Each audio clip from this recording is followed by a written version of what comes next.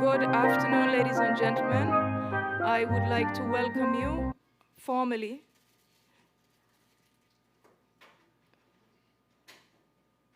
Good afternoon, ladies and gentlemen. I would like to formally welcome you to the monthly press conference of the People's Labour Party. Many of you may recall that when we convened our first press conference in August of this year, we gave a commitment that we would be engaging with the public at least once per month. We avoided getting into the mix of a press conference in the month of September, given the amount of activities that would have been taking place within the private, public sector, the NGO community, so that persons could have a clear opportunity to celebrate a major milestone in our country's history, which is the 40th anniversary of independence. So we are back here today again with another opportunity to meet with you, the members of the media. We thank you for joining us here. We look forward to a positive engagement this afternoon as we put forward the policies and programs, the concerns of the People's Labour Party on behalf of the people of this country. One of the things that we always wish to remind individuals of is the fact that the People's Labour Party, if for no other reason, have determined that the core reason for our existence is that of representing the voice of those who have no voice, persons who are marginalized, persons who feel that they have been trodden upon, that they are not considered in terms of the national development or direction of the country, persons who figure that they don't matter. But at the end of the day, once you and I are citizens of St. Kitts and Nevis, we do matter. Because if it wasn't for us, there will not be a St. Kitts and Nevis. Having said that, however, we remind ourselves of the fact that it is because St. Kitts and Nevis has been given to us for us to be good stewards. It is our responsibility. We have a solemn obligation to ensure that the type of St. Kitts and Nevis that we live in is one that fosters growth, opportunity, development, peace, etc., for the persons who call St. Kitts and Nevis home, whether you're citizens or residents. And as a result of that, we will continue in our mission to shed light on the issues that affect us positively or negatively, make recommendations on the way forward as we continue to build out the People's Labour Party bigger and stronger and move towards our goal of forming the next government in St. Kitts and Nevis. Now, before I go any further, I think it's at this juncture I can speak for all of us by saying that we are here on the 26th of October at the same time to give thanks. Last week, we suffered, or we experienced rather, the passage of Hurricane Tammy. Hurricane Tammy might not have been a very major storm, but it was, as old people say, a hell of a storm. Because it came, it took its daytime getting here, and it hung around for a very long time. There's still a lot of moisture in the atmosphere, even though she is making her way for Bermuda. But at the same time, it also gives us cause for pause to recognize that one of our advantages in terms of coming out of Hurricane Tammy unscathed, because thank God it shifted, we got away by the skin of our teeth, is the fact that the People's Labour Party, which led the former government, had the vision to come up with the hurricane roofing program, which took great lengths and made great investments in the people of this country, in the housing stock of this country. If it was not for that particular program that was designed in the wake of Hurricanes Irma and Maria in 2017, many individuals, when faced the inundation by the rains of Hurricane Tammy, might not have been able to sleep in their bed as a dry bed.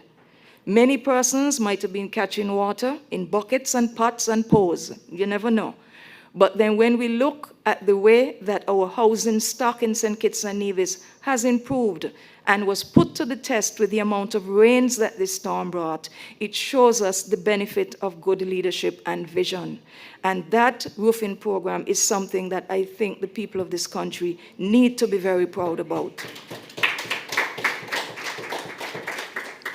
I am about to call to the podium the Honorable Dr. Timothy Harris, the People's Labour Party leader, to make his opening statement. But before I do so, I also wish at this point to apologize for our late start. We had some technical issues and some unavoidable circumstances that prevented us from starting on time. But we are here for the duration of the press conference. There's an opportunity for questions after the various statements have been made by the Honorable Dr. Timothy Harris. We're expecting a presentation from the Deputy Party Leader, Attorney Craig Tuckett, and I will add my 2 cents everywhere I can as needed. We will give the media an opportunity to pose their questions, and at the same time, we will also allow for questions being sent in by email and WhatsApp, and we will try to get to them in as efficient a manner as possible. So thank you once again for joining us. Dr. Harris?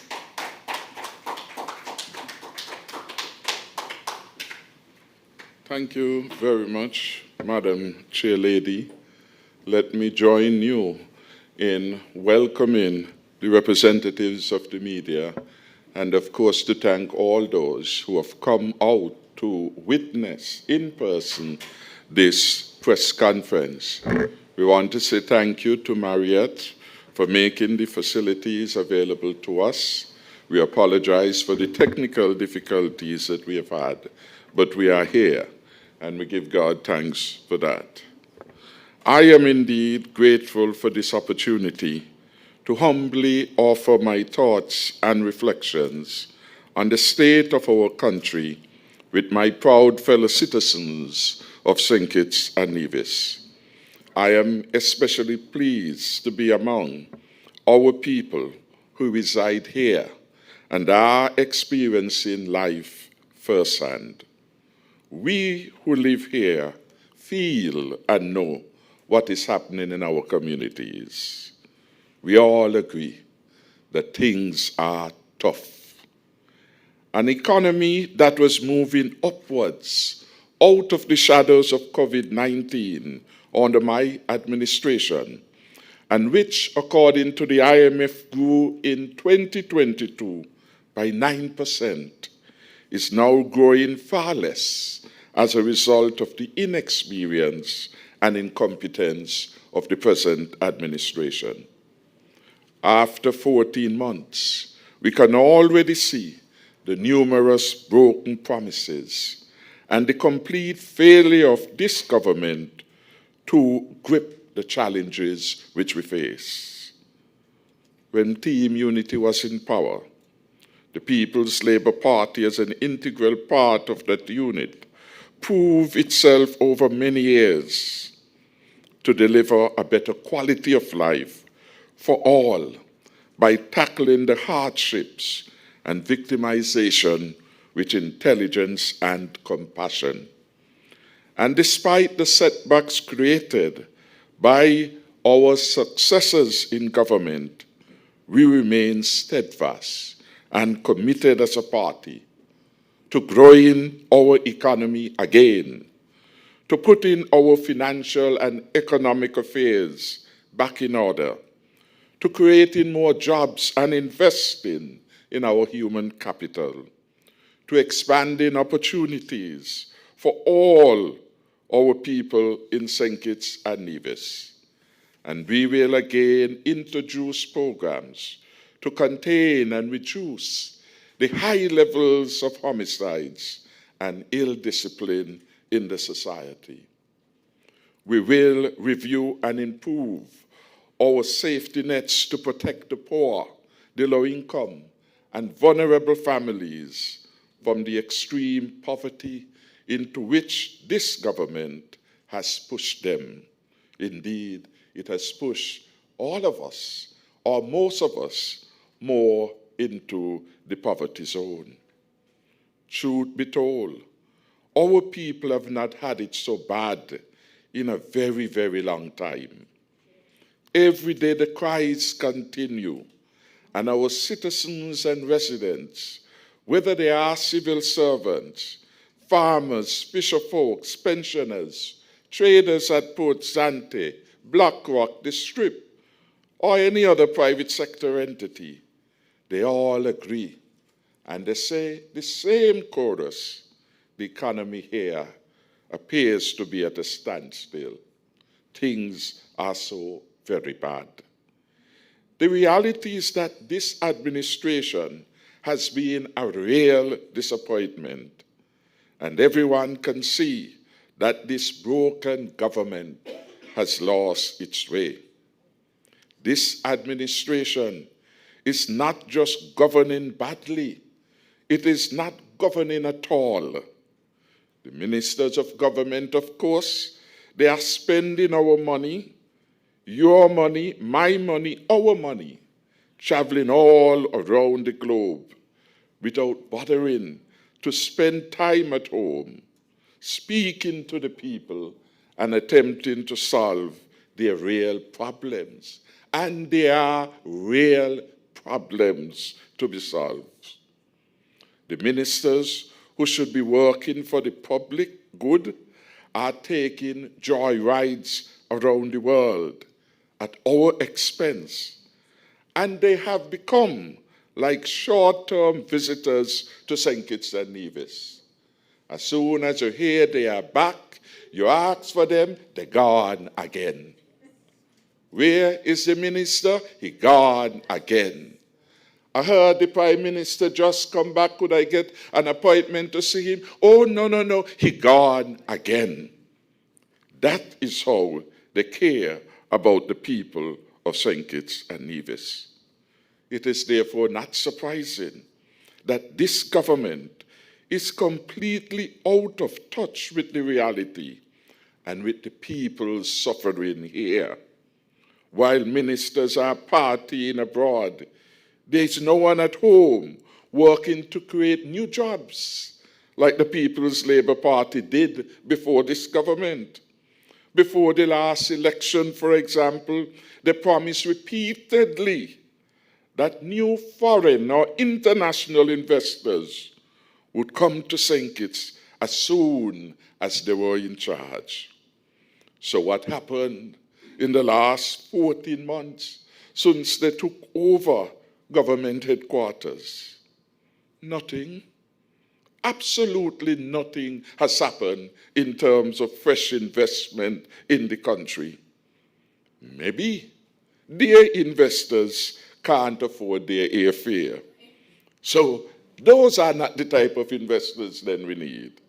Or maybe these investors never in fact existed, and the promises were just untruths, lies, if you will, to win power at all costs. Sadly, no new foreign investor has come, but those who preceded this government, who came under Team Unity, are now skeptical of further investing here in St. Kitts and Nevis. The historic solar energy contract, for example, between Skellig and Leclanche has been delayed for no good reason. This project would have provided hundreds of jobs.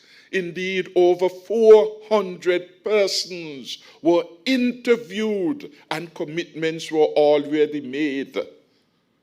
They knew in what areas they were going to be engaged. There were contractors, there were laborers, there were truckers, there were surveyors, there were persons interviewed for administrative jobs with the new entity. But more than the personal benefit, important as that is that this project, had it been allowed to come into full fusion, would have enhanced and advanced energy production and provided sustainable, renewable, affordable energy for St. Kitts and Nevis. It would have put us way above all others. Because from the information provided by the technical team at Skellig, it would represent the largest solar plant within our neck of the woods. The investor, a real investor, name identified and could be Googled, not any fake investor, was putting up the money to transform our electricity production systems, our plant, and provide clean energy to us through Skellig at a significant cost savings. That is the important point. The technical team, Jomo Williams, and all the professional staff at Skellig advised the board that the project made sense, that we would experience significant reduction in our electricity bills. Too many of our people now are in darkness tonight, can't manage to keep up with the electricity bills. And they seem to move so whimsically up and down, up and across, that you really cannot afford. And the list of persons who are without electricity is really large and is a reflection of the sad state in which our people has found itself.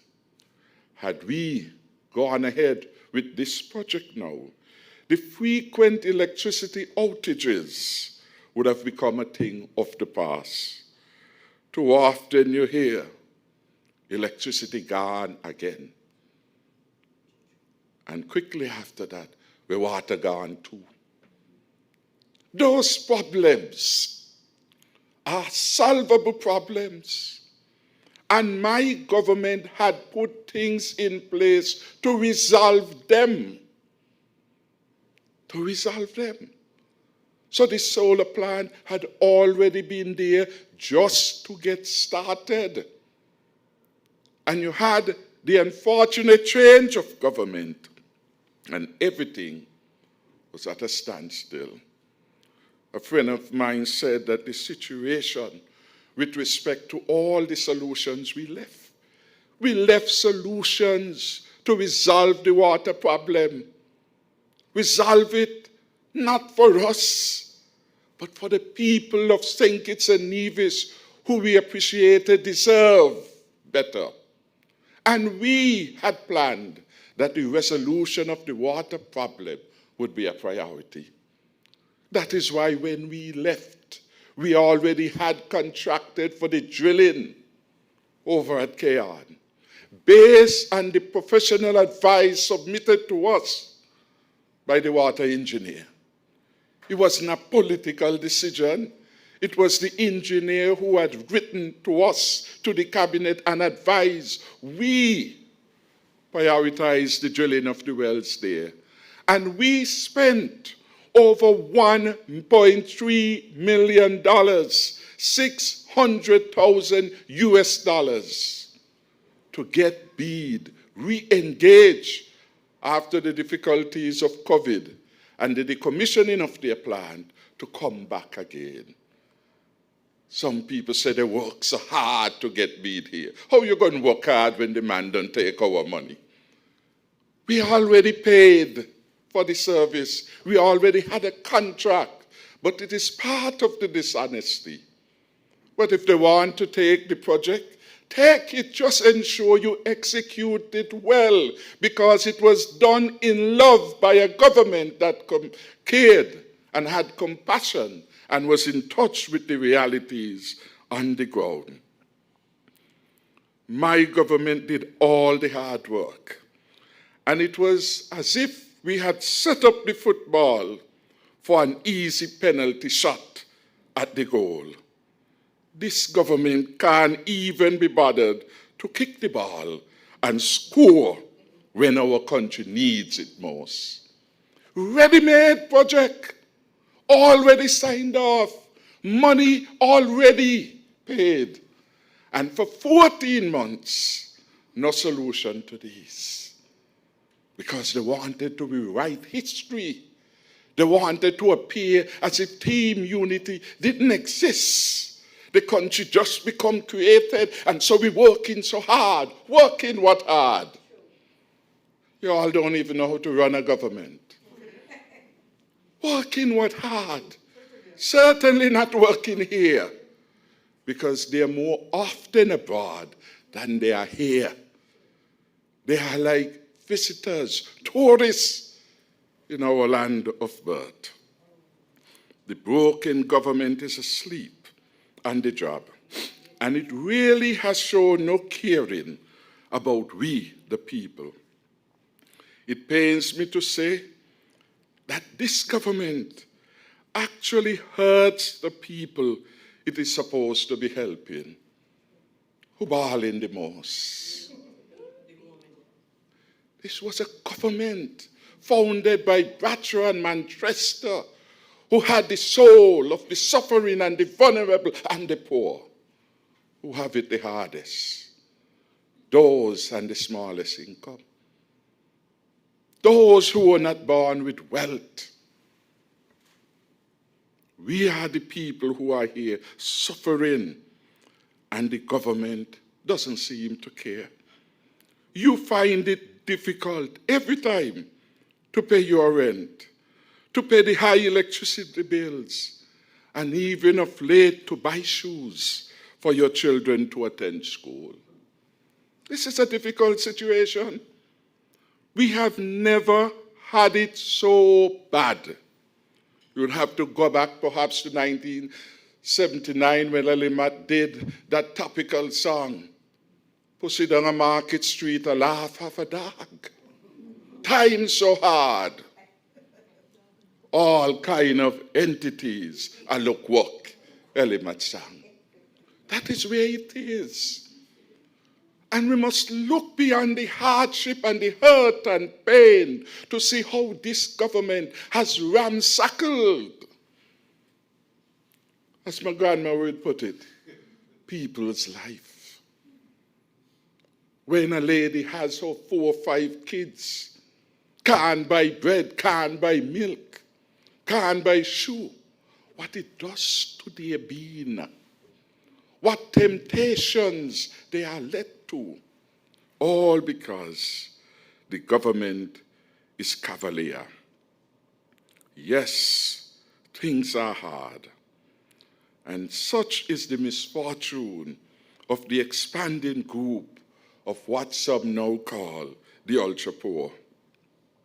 Workers are even finding it hard to pay transportation because they are struggling with competing bills, struggling to make ends meet. When they are trying, and when the government now was in a position trying to win the people's precious votes last year, they promised that things were so hard that immediately you could expect the minimum wage to increase $500 and upwards. Interestingly, an official of the Labor Department spoke publicly, and he said, by their calculation, a livable wage must not be anything less than $575. This is a functionary of the government, said by their own investigation, a witch, that it could be that, so that you can be able to live. It was that idea of the disconnect between the livable wage and the minimum wage that led this government in part to come up with the dream of the idea, the poverty alleviation program, to help you to live better. And we say to you, we are committed and will always be committed, as our chairperson said, to ensure that people in St. Kitts and Nevis, they have a decent standard of living. The notion that your living wage must allow you to live in a decent way is one to which we are fundamentally attached. The minimum wage ain't moved for you. But we hear the ministers have taken or are to take 85%. Look at that. How callous could a cabinet get? You are suffering. I have never heard anywhere in the world somebody got an 85% increase. Our government who hasn't been performing, they were not even there for a proper year good, And they want an increase of 85%. No performance. And they want 85%. If we take the issue of progressivity in relation to the wages, that is, we're tiered. Those who carry get more must give more. So if the ministers want 85, what percentage they're going to give you? 200%? Because they're already at the top, taking home nearly $20,000 a month in basic salary and their per diem from traveling. Every time they travel, in addition to paying the expensive hotel bills, paying for what they eat, they give them a pocket change of hundreds of dollars. No wonder they want to be out more than in. But it has been unfair to us. And what is surprising, over the last 14 months, in spite of the difficult challenges, we haven't seen any serious new measures. They have copied some which the Team Unity had introduced. They copied some of them. They continued some of them, but nothing new. And the reality, what we did at a particular moment in time, need reviews in the context of the worsening of the cost of living in St. Kitts and Nevis. In June 2022, that was the last time, we identified some 15 or 16 initiatives to help deal with the cost of living. My government and I cared. And we did everything in our power, acting fast once we come to the realization that the cost of living will continue to be a problem, to minimize hardships. And the poor people, the vulnerable people, the grandmother in the house, the lady with 4 and 3 and 2 children working at the supermarket, working at the factory, working and getting a minimum wage. We cared. Well, what about the PAP program? They promised. You didn't ask them. They told you that they had done the analysis, and based on the hundreds of $millions that I left available in the treasury, they know, not in a secret, that they were going to increase the PAP from $500 to $1,500 per month. Another broken promise. In fact, rather than increase your take home from the pay, they are taking the $500 from people who are vulnerable, who really need it, who really deserve it. And while they have taken off thousands of such people, they are putting on their own people. They are introducing the obnoxious criterion of political affiliation. So if they think you voted PAM or you voted PLP, they're trying to take you off the PAP.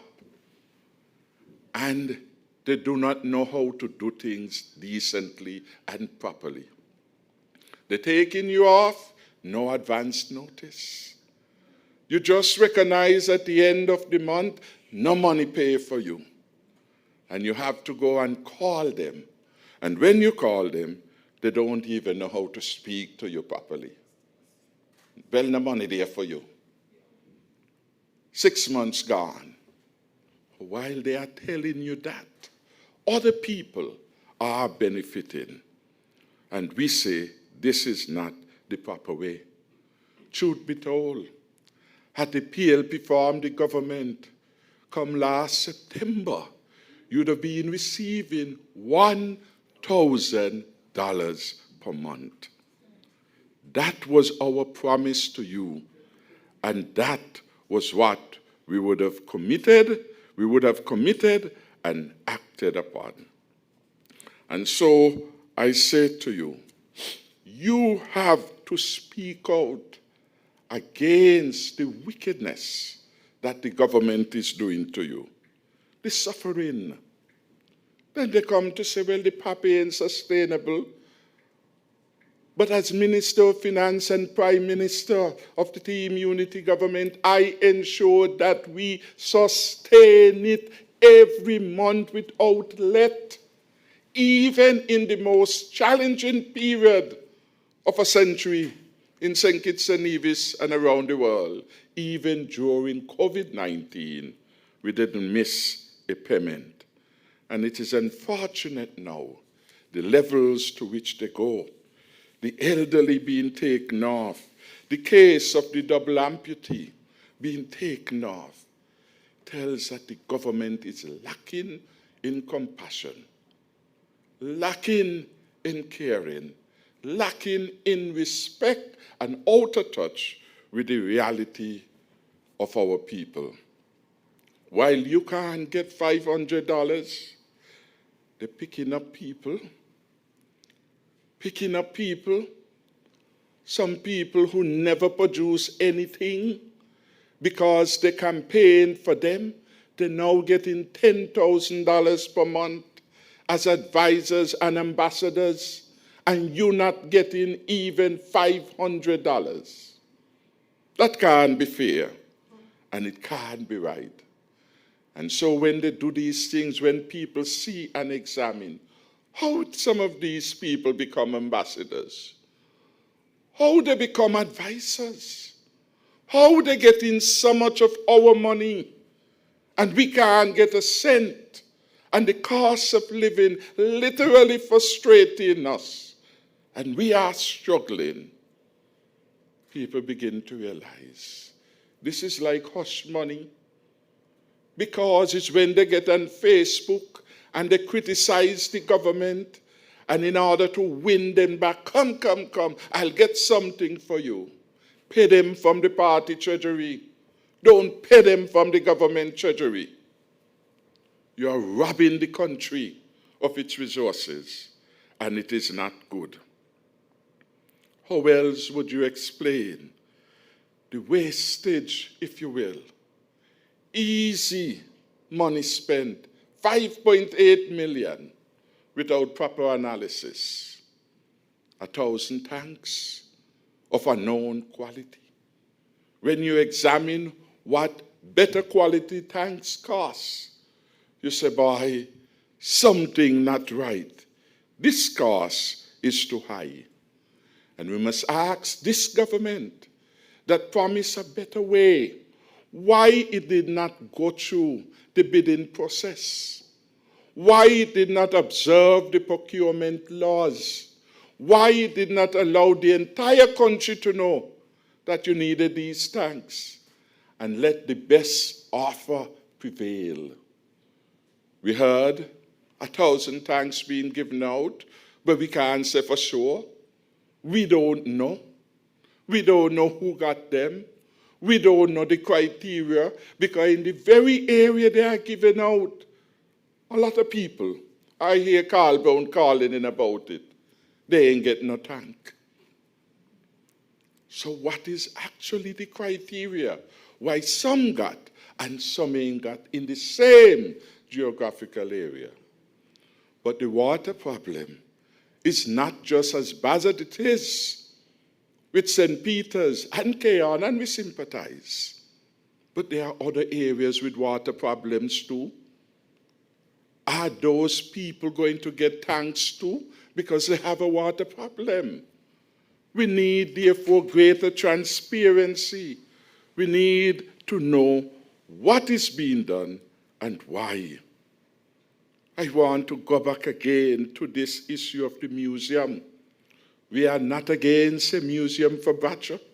In fact, Bratcher has been well immortalized in the country.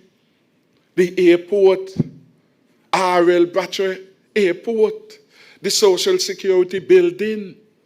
We built a statue down at St. Paul's, a whole park.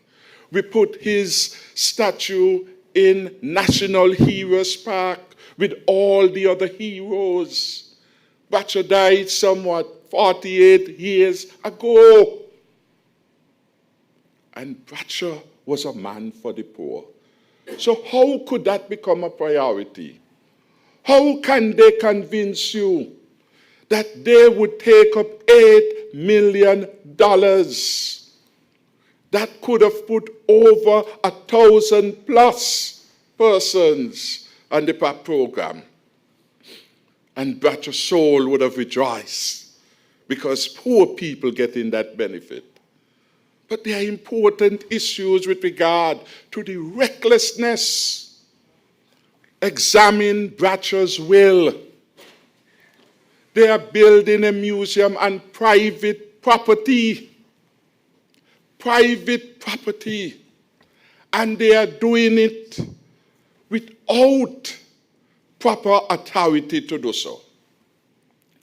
They are doing it without having gone through procurement processes for $8 million. How could this be right? You will pick the contractor, you will pick the architect, you will pick who will benefit, and you will determine the price that they will charge the government. This is not good governance. This is not good governance. And you must ask them, have they submitted up to this point those designs for scrutiny by the building board? You, the poor man, start building, they want to knock you down. They, the government, breaking their own laws.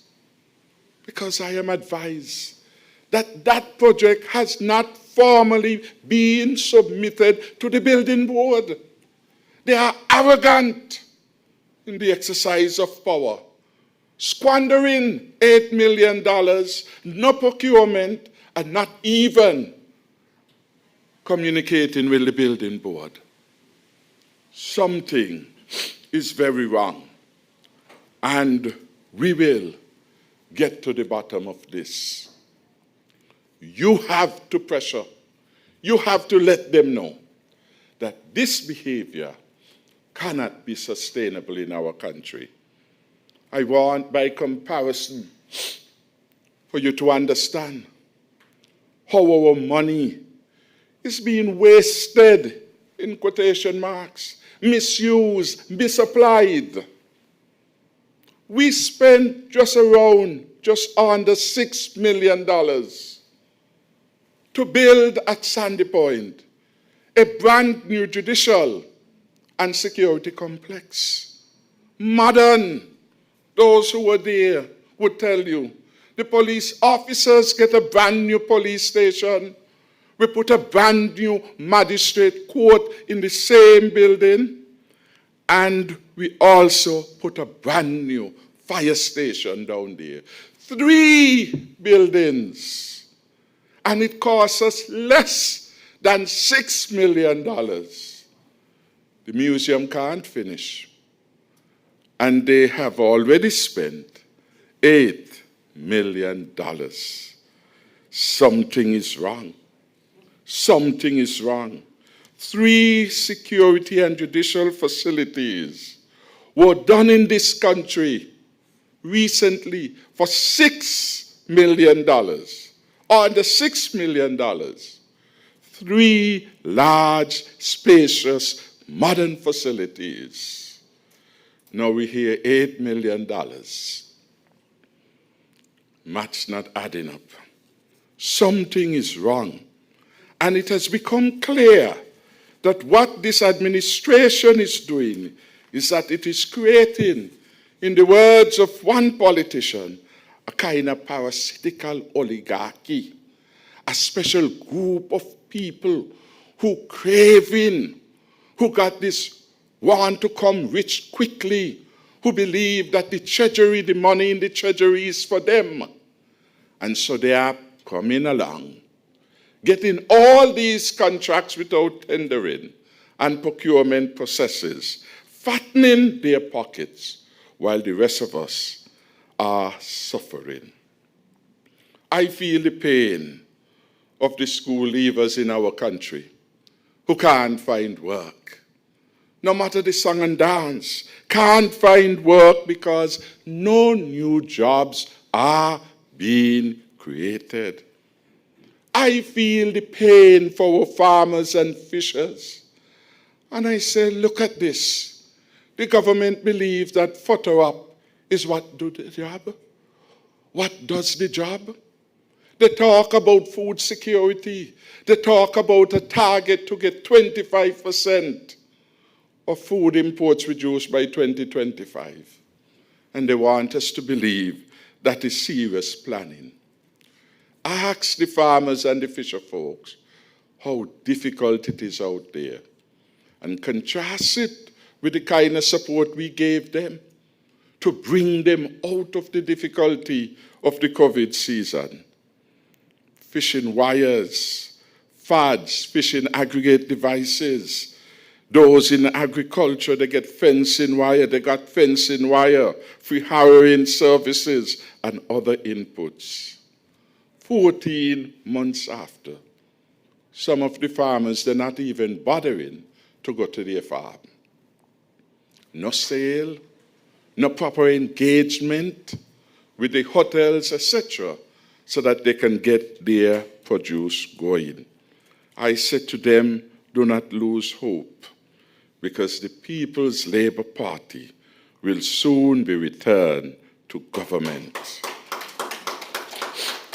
If we are to enhance food security, better provision must be made for our farmers and fishers, and they must get timely delivery of inputs and technical support. And they certainly must be part of the decision making. We have to bear in mind that the Minister of Agriculture has private interests in farming. And that is why in all matters of agriculture, there should be transparency, full disclosure. Perhaps his farm is thriving. But what about the farmers in Keon, in St. Paul's, in Tabernacle? What is happening to them? These are important issues. I want to say that times are difficult, and I feel it for the families. I feel it for the children. I feel the way that this government has starved, for example, the Explorers Club, one of the most successful youth initiatives in this country, that the government has done an injustice. The Explorers Club stands as a model of youth engagement within the entire region, a success story with the leadership of P.S. Petty and Inspector Wiles. They mobilized over 1,400 young people into organized activities under the leadership of our police officers. Nothing like that has happened before. They were able to get support from USAID, from the British. In fact, Her Majesty the Queen honored Inspector Wiles for the role. This program then is big and large and seen as a success story. The government has locked them out of the Explorers headquarters in Phillips Village. Locked them out. And it is true that this school is being housed there.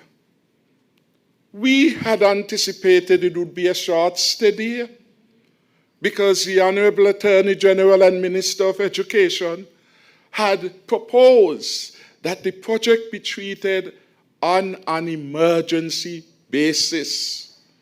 He had already met with the technical officials, had designs, had discussions at cabinet level. And the intention was that we were going to do everything in our power to get the children in school as quickly as possible. The election came, and what was urgent suddenly becomes not so important. So up to today, the Explorers' enrollment can have access to the property. Mark you, I'm happy that people have a place for their children to learn. but it's not the most comfortable place. The teachers are complaining. The parents are complaining. The community is complaining. Some of the rooms you have are areas, the space, you have about 3 classes. Little or no subdivision. You know how that could be? Open space and little or no area for them to do recreation. The Explorers headquarters is serving a good purpose, but the welcome has been overstayed. And the government need to act quickly to get the Joshua Obadiah Williams Primary School in Molyneux built and made available to the students of the community. That is the priority. And instead of doing nonsense, politicking with Barnsley High School, wasting the public money to go back on the old contaminated site, to say you're knocking down roof and you're going to build back something there. Spend the money to get Joshua Obadiah High School, which have been damaged by fire. That then is an urgency. And you deal with it that way. And I'm making an appeal for wisdom and sanity to be returned to the government so that the country can move forward in the best way. I will not speak to all the fiasco that took place at the opening of the school. You know that too well. They're not ready after some 9, 10, 12, whatever number of weeks. They're not ready for the opening of school, and they set the date for the opening of school. And they are not ready, even at the Tabernacle School, which they have amalgamated with Estridge School. They were not even ready with the uniforms. They determined the 2 schools will come together. They determined that they will change the uniforms for the school in Tabernacle. And when schools start, some in ordinary clothes, some in old uniform, and some get some new uniform. That ministry is disorganized and it is not focused. Very quickly, I want to make a point before sitting down in relation to the CBI program. Recent reports regarding our CBI program indicate that all is not well. There is much cause for concern. Our CBI program has been imperiled by the ill-advised actions of the incoming administration. They didn't take time to study and understand the program. They came in, as we would say, in the last shower of rain, hurry, hurry, and they don't know what they are doing. Today, a dark cloud of uncertainty hangs over the program, and this government has not been transparent. It therefore has lost the confidence of key stakeholders, such as the citizens of St. Kitts and Nevis, foreign and local developers, service providers, IMAs, and the international community. United Kingdom, United States of America, to name a few. And when I begin to think about it, I say, oh my, this is like what happened in 2014 when a former Labour government messed up the program. So much so that by May 2014, the United States government issued what they call a financial advisory against this government, warning people to take better care in doing financial transactions with entities in St. Kitts and Nevis. And they said that the then Labour government was allowing illicit actors to play around with our CBI program. They said that they had no confidence in Labour then. A Labour government returned. And 14 months after, we seem to have that cloud again, where the European Union is saying that some countries are likely to be sanctioned because the performance of their program is not acceptable. When we got there, we had to reverse that tarnish. We had to reconcile ourselves with that reality. The Attorney General and myself went to London, held meetings, kept meetings with different stakeholders, gave them the assurance that we were committed to the program. And I want to say thank God, because for all of the challenges with that program, which was sanctioned, which by November the Canada withdrew our visa-free access, still ain't get it back yet. Still have not gotten it back yet. Withdrew that, and that was a major pull, attraction for persons wanting to get citizenship from countries who did not have that kind of arrangement with Canada. It took a lot of hard work in confidence building.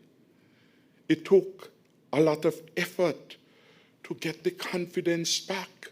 We had to get an international group, IPSA, to come in and begin to implement certain recommendations that it had made, having done an analysis of the program before. We had to change up systems. We brought in a qualified person from an outstanding company to provide leadership with the program. And we use our best efforts to develop and verify the integrity of our program. And we had in place the strongest due diligence system possible. I want to repeat it. The strongest due diligence system possible in this region. And having restored confidence, God bless us.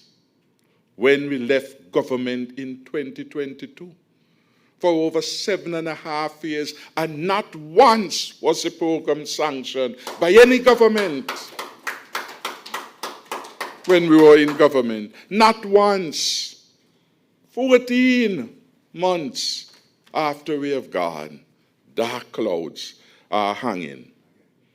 And when we left, the program was so successful. We had been ranked as the most innovative program year after year. We have been given high marks. We had become the platinum brand. And when we left office, the CBI program was on the road to bring in $700 million into the treasury. $700 million, the largest contributor to the revenue of the country. You don't get that from corporation tax. You don't get that from the full pool of all the taxes collected at customs. You don't get that from all the taxes collected by Inland Revenue. This had become the lifeblood of the country. And you can't get 70 million out of anything unless you manage it well. We were getting $700 million.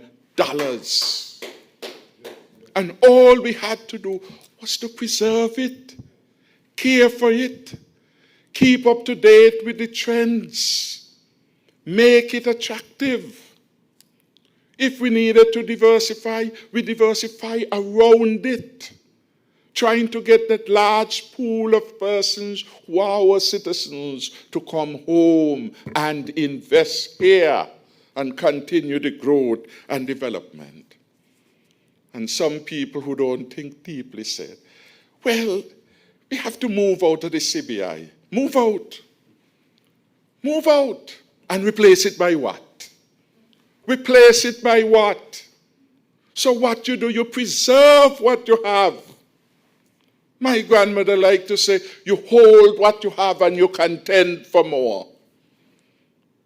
You don't give up what you have. Oh, you're overemphasizing.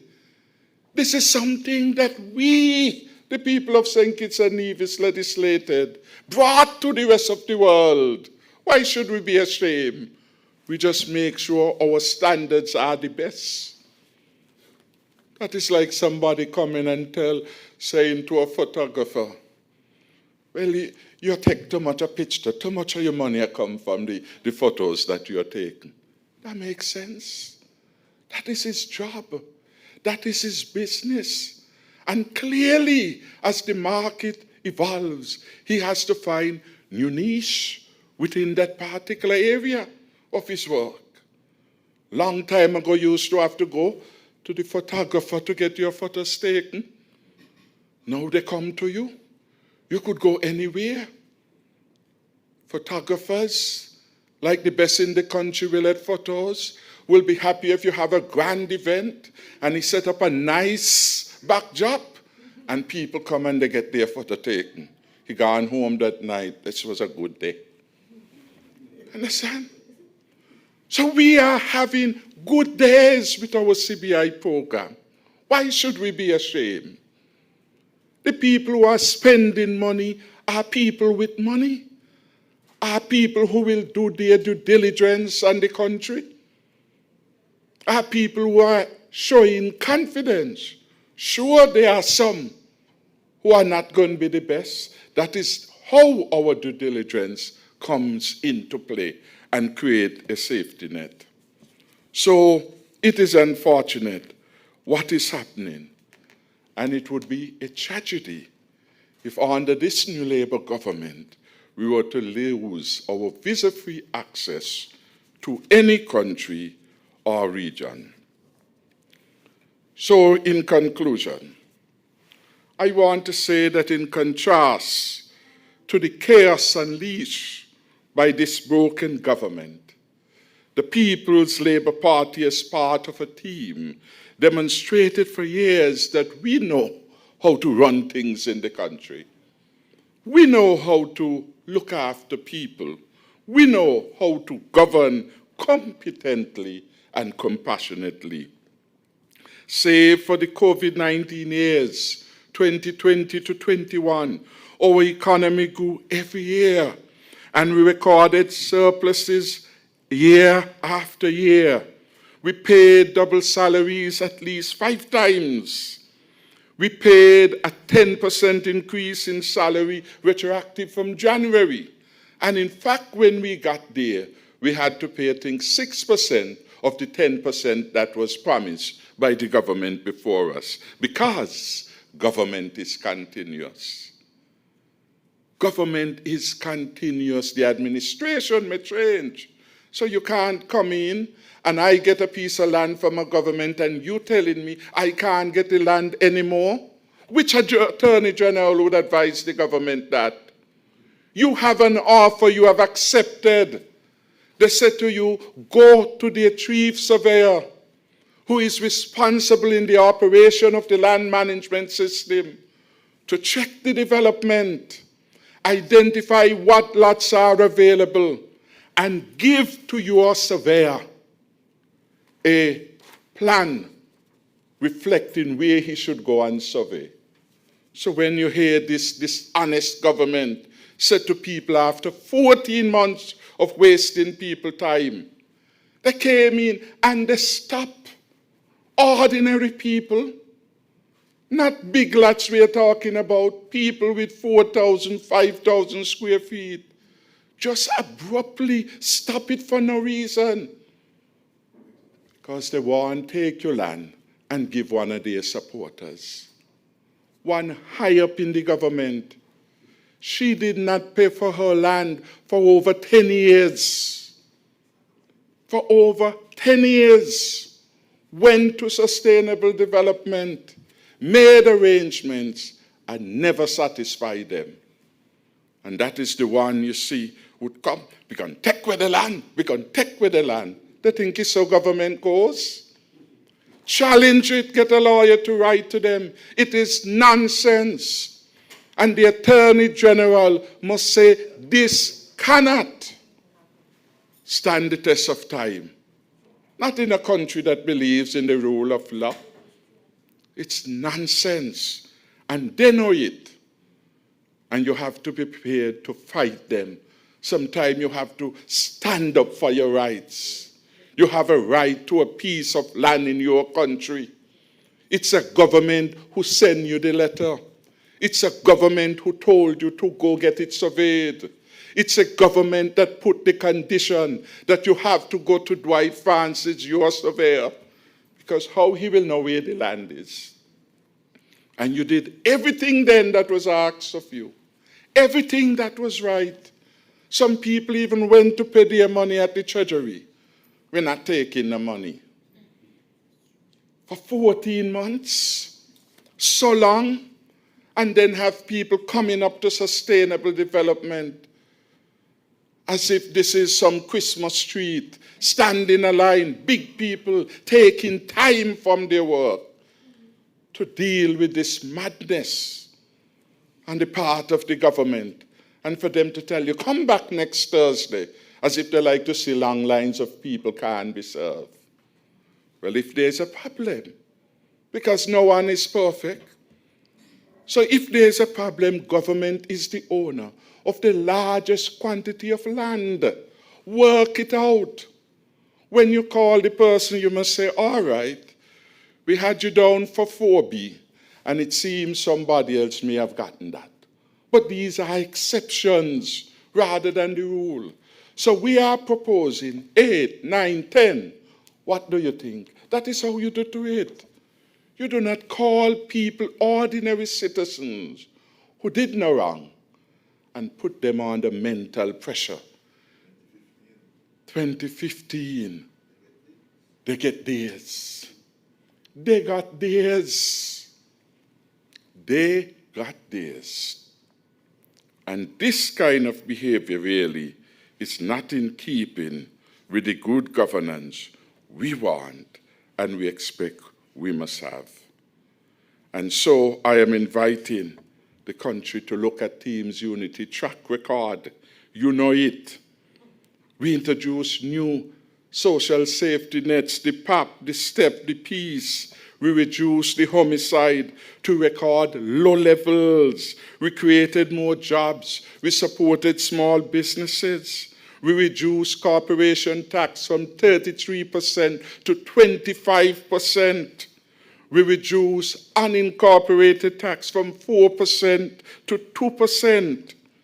We reduced the debt that they left behind because government is continuous. We can't say to the people, the government, oh, well, that's a Douglas debt. Big people do not understand that when you inherit a government, you inherit all that is good and not so good, and your job is to make it right. Make it right.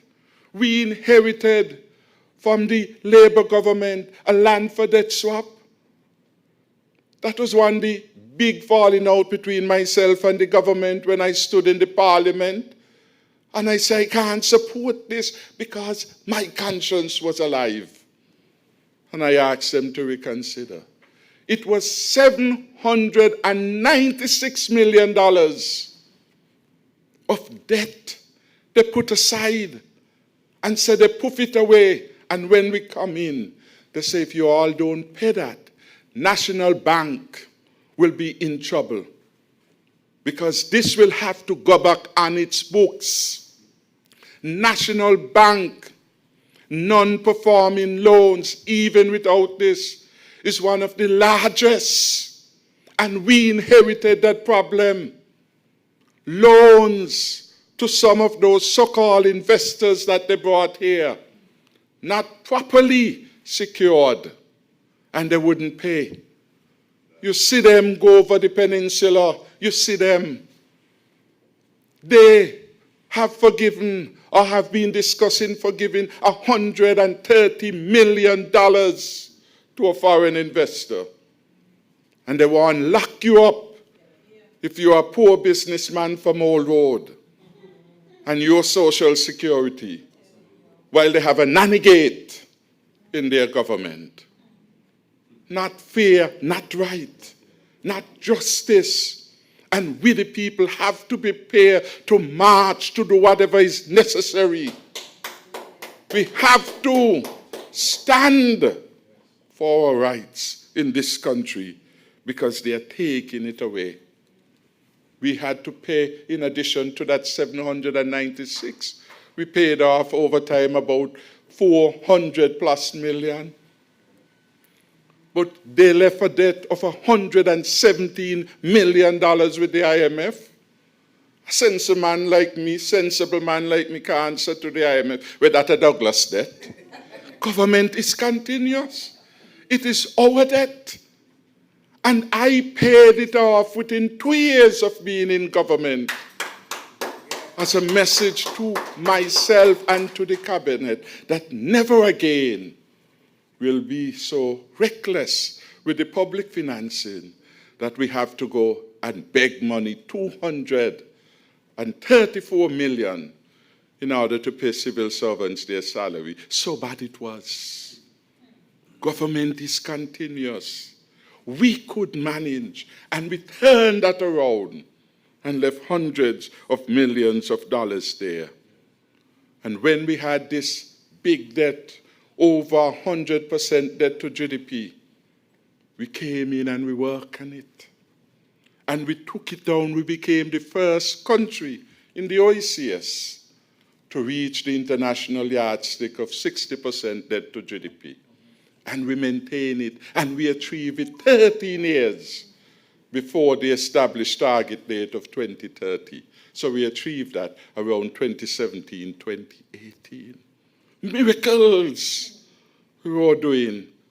And we were still able to pay you your PAP. We were still able to bring peace, to give people a second chance, to bring safety and security to our country. We were still able to do all those things and more. So the PLP-led government will put our country on track again. We did it before, and we will do so again. And we will do the greatest good for the greatest number of people. Eugene Hamilton likes to remind me of that. He says, this is what is the duty of a government. Do the greatest good for the greatest number of people. We will be fair to all.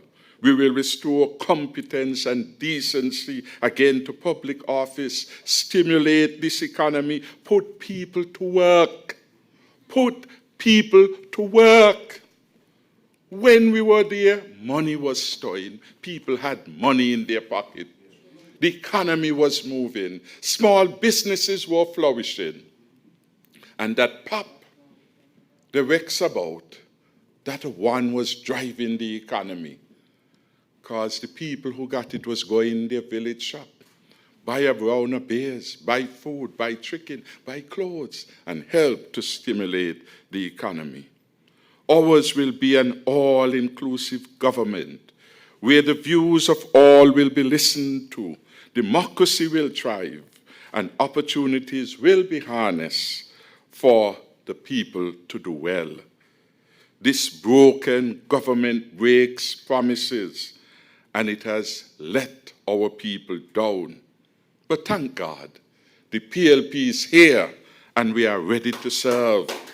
The PLP has revived the country before a Labour Party. Well, coming after, we revived the country before, after a Labour Party government failure. That was the Douglas administration. And we stand ready to do it again now that the Jew administration has failed. With love of country above self, and determination and compassion to serve all the people, the rich, the poor, the in-between, we know that the best days for St. Kitts and Nevis lie ahead. The future is in your hands, and I'm inviting you to work with us, the PLP team, so that we can build stronger and better to redeem our country and set it to work, become the standard of a successfully managed country in our region again.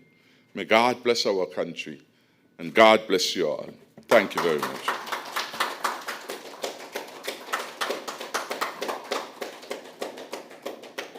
Thank you very much, Dr. Harris, for that passionate and informative batting innings. I think it sets the stage well for the questions that we expect from the media, those present and those who have sent in questions even while we were listening to Dr. Harris speak. Before I engage or allow the engagement with the press, I would like to give about 5 minutes to the Deputy Party Leader, Mr. Craig Tuckett, to raise one or two quick issues. Thank you.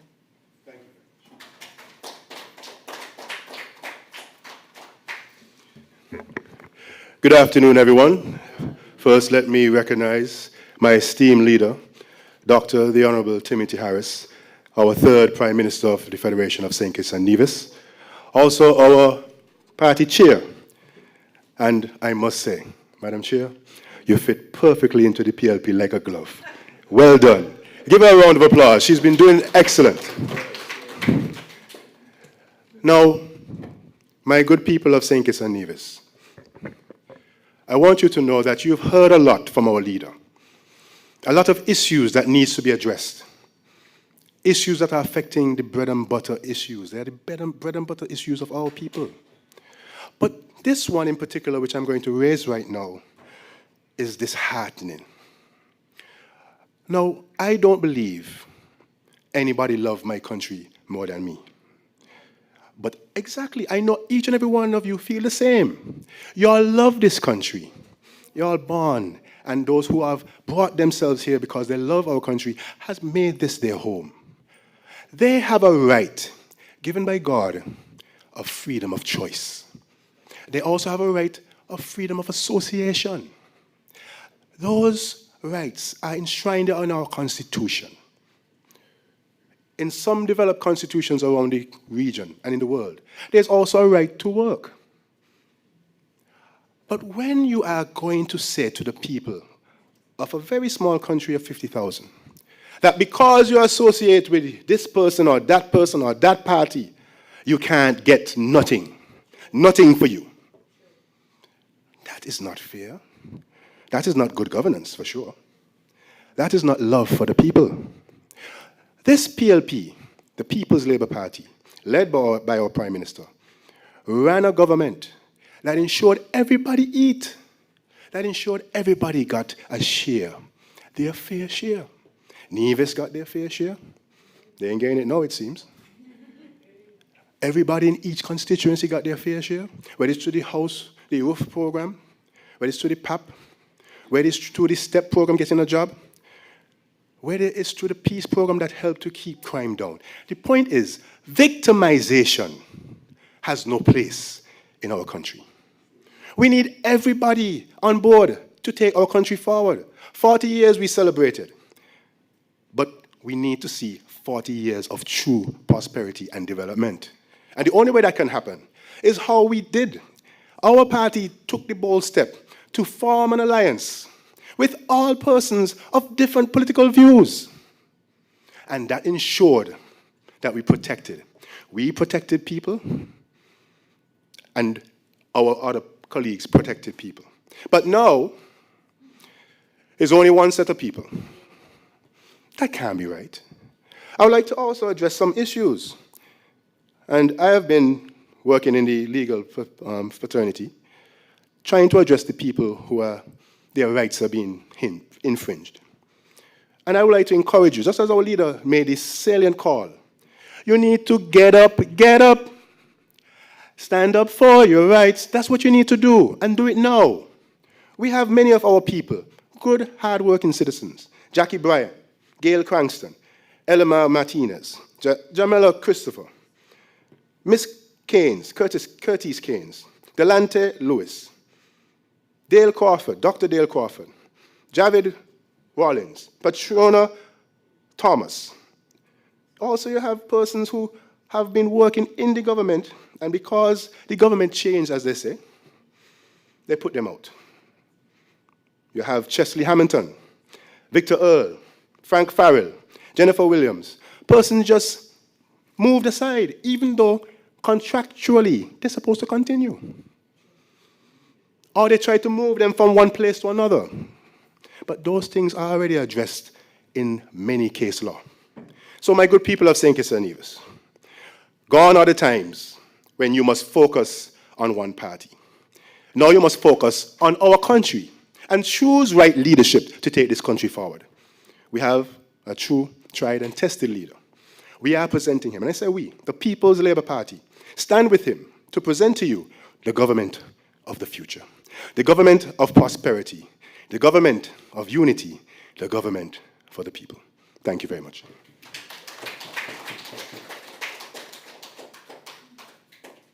Thank you very much, Attorney Tuckett, Deputy Leader of the People's Labour Party.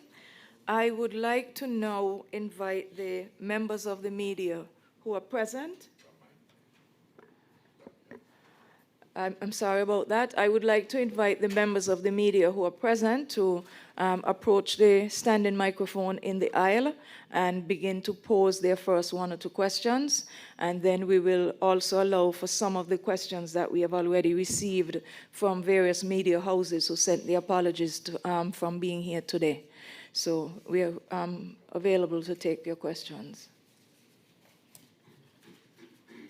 Could you state your name and the media house before the question?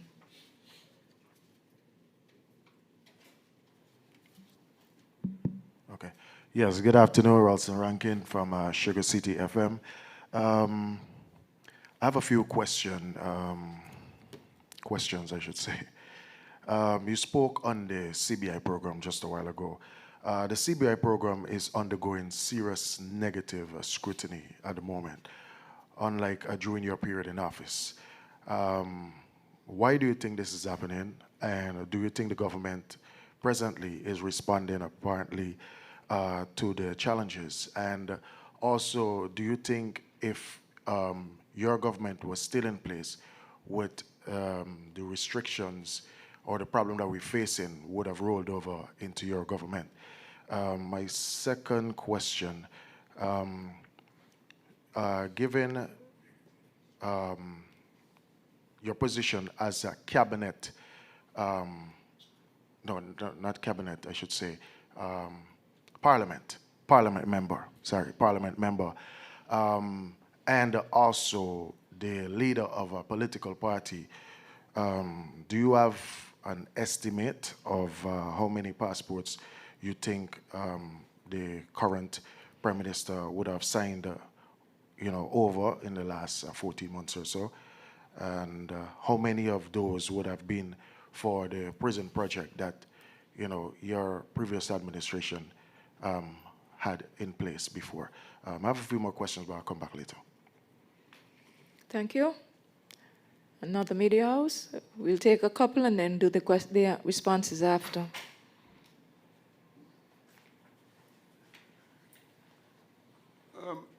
Glenn Bart from SK Newsline. I wanted to continue also along the lines of the citizenship by investment program because of the recent press that we've been having. The European Union, the European Commission's recommendation to the European Union that they should sanction or withdraw the visa-free access under our programs. It is my understanding that this is not the very first time that they are attempting this move or they are promoting this idea among the European Union countries. What makes it different this time around, in your opinion? And what has been the response that you have had when you were in government as Prime Minister? Thank you so much. Is there a question from ZIZ or can we proceed? We can proceed. Okay, thank you very much. So, Dr. Harris, the two questions that would have been, the two sets of questions that would have been posed to you, first set from Sugar City FM, as acknowledging that the CBI program is under scrutiny, facing several challenges, and you're being asked to give your opinion as to whether or not you think that the current government is handling their response to this challenge well. And at the same time, you're also being asked, and based on your capacity as a member of parliament for constituency 7, whether you're in a position to know the total number of citizenship that would have been approved, applications that would have been approved during the first 14 months of this present administration. So I'll deal with your answers to that first, and then we can deal with the related question from Mr. Glenn Batt on the CBI as well. Thank you very much for those questions. The CBI continues to be a major asset to the country of St. Kitts and Nevis, and we therefore would want to preserve it for as long as is possible. And that is why during the last 7.5 years, notwithstanding the troubles that we inherited, the knockout punch, I recall saying, when we came in, the CBI program was in ICU. True. It was in ICU. True. The two most important countries in the hemisphere, United States of America, most powerful country in the world, and the government of Canada had basically sanctioned our country. And I want to take you back to May 20th, 2014, and invite the media to go look at it. The document is FIN-2014-A004. FIN 2014 AA004, issued on the 28th of May. What is the subject matter coming from the Treasury Department? Abuse of the Citizenship by Investment Program, sponsored by the Federation of St. Kitts and Nevis. First line, and I have it highlighted: passports obtained through St. Kitts and Nevis Citizenship by Investment Program under the previous Labour government, headed by Douglas.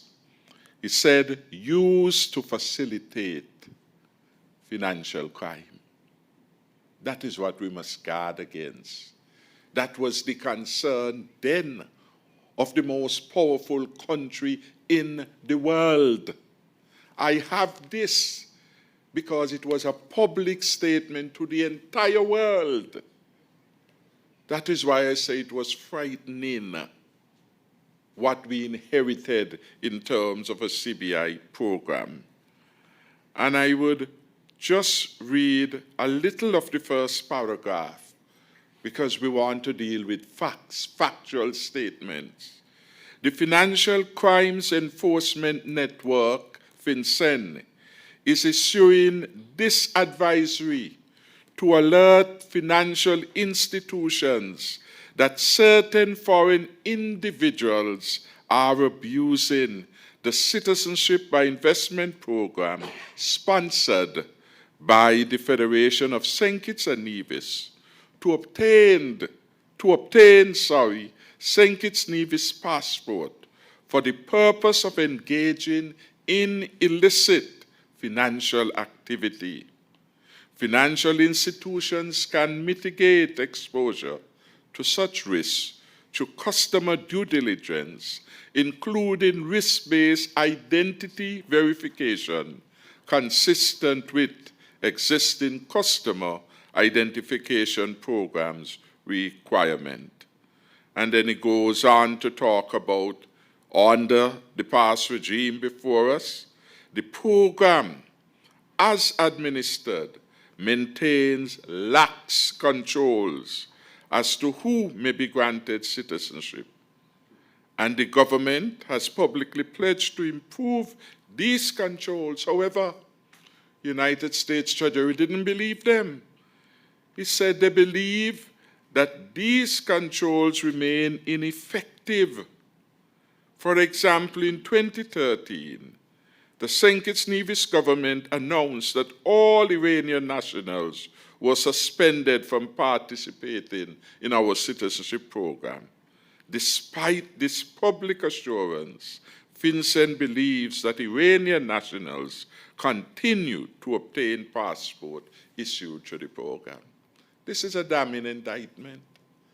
This is the most powerful country saying that your government officials are lying, that they have no credibility. That was the problem that we face. And you will tell me this happened in May, and by November 2014, the second most important country for us in terms of tourism, in terms of migration, in terms of relationship, historic and otherwise. I went to the Tabernacle Primary School built by Cedar. Canada then has been part and parcel of our socio-economic life. And they determined things were so bad with our program that they were going to stop all of us who could have before then just buy a ticket and go to Canada from being able to do so. We now had to go through the process of making application and being turned down if necessary. That is the background. The work that we did, which I referred to in my opening remarks, it what saved us. We got up, we went to tell the world what we will do. But we not only talk, because the talking part could be easy if you have good people. And I had the strong support of the Attorney General. But we went further and we implement. We hired a renowned risk management firm to come in because the program was at risk. Because the Treasury Department is saying things were lax in the program and they could not have confidence. Some of you might have recalled that it was the Labour administration before us who had to recall nearly 15,000 passports because for some reason, best known to them, they decided to take the country of birth field out so that you couldn't know where these applicants were from. You couldn't know in your own country. And they were supposed to be a responsible government. It is that backdrop really that once we get in, people were running shy of the program because they no longer had access to Canada, visa route, through ownership of our passport. And the most powerful country was saying, I warn you all, be careful. We reorganized the entire program, reorganize it, enhance the system of control, brought in Lescan, who was highly recommended by us, had done a lot of work in management, and we brought him to provide leadership for the program. We continue to build confidence with developers. They came, we explained what we were doing, not like now. People are asking, sending letters, getting no response.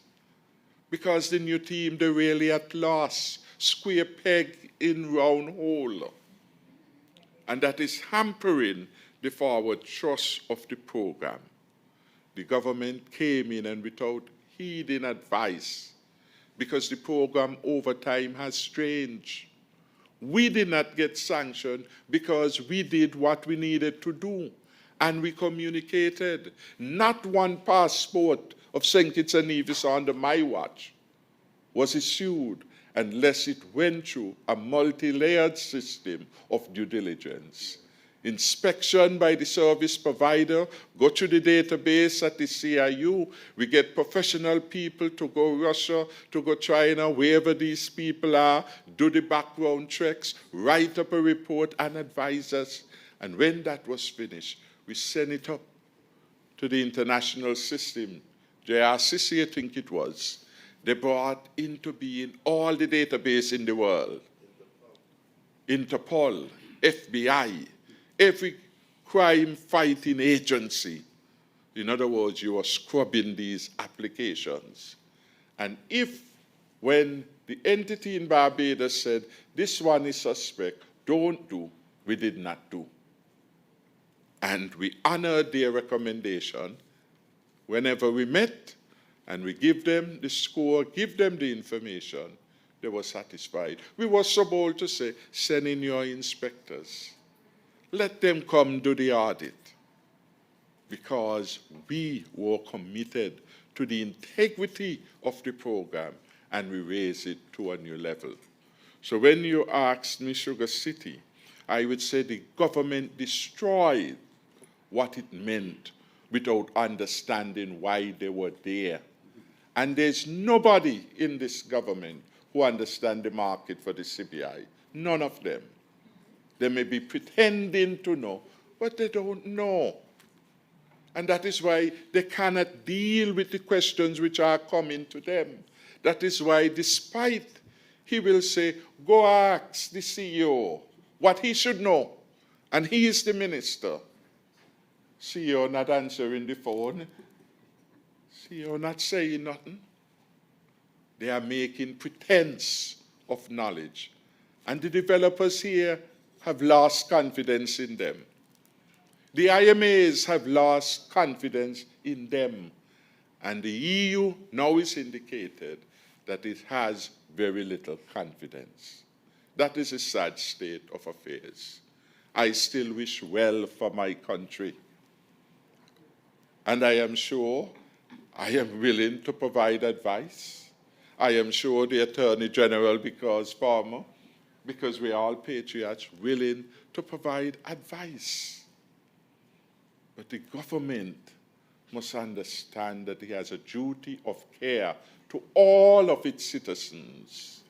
All of its citizens must be treated fairly and respectfully. This government came to office with an arrogance.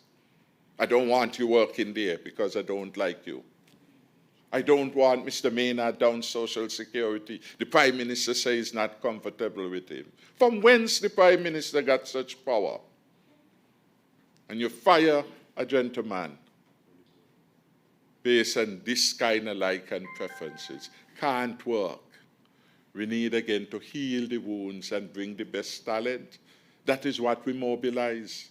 I met with all people, whatever their political persuasion. I met with Arthur Sharp, for example, who was a developer in the program. I met with the foreign entities. We met with them. We met with people from abroad. We visited Dubai.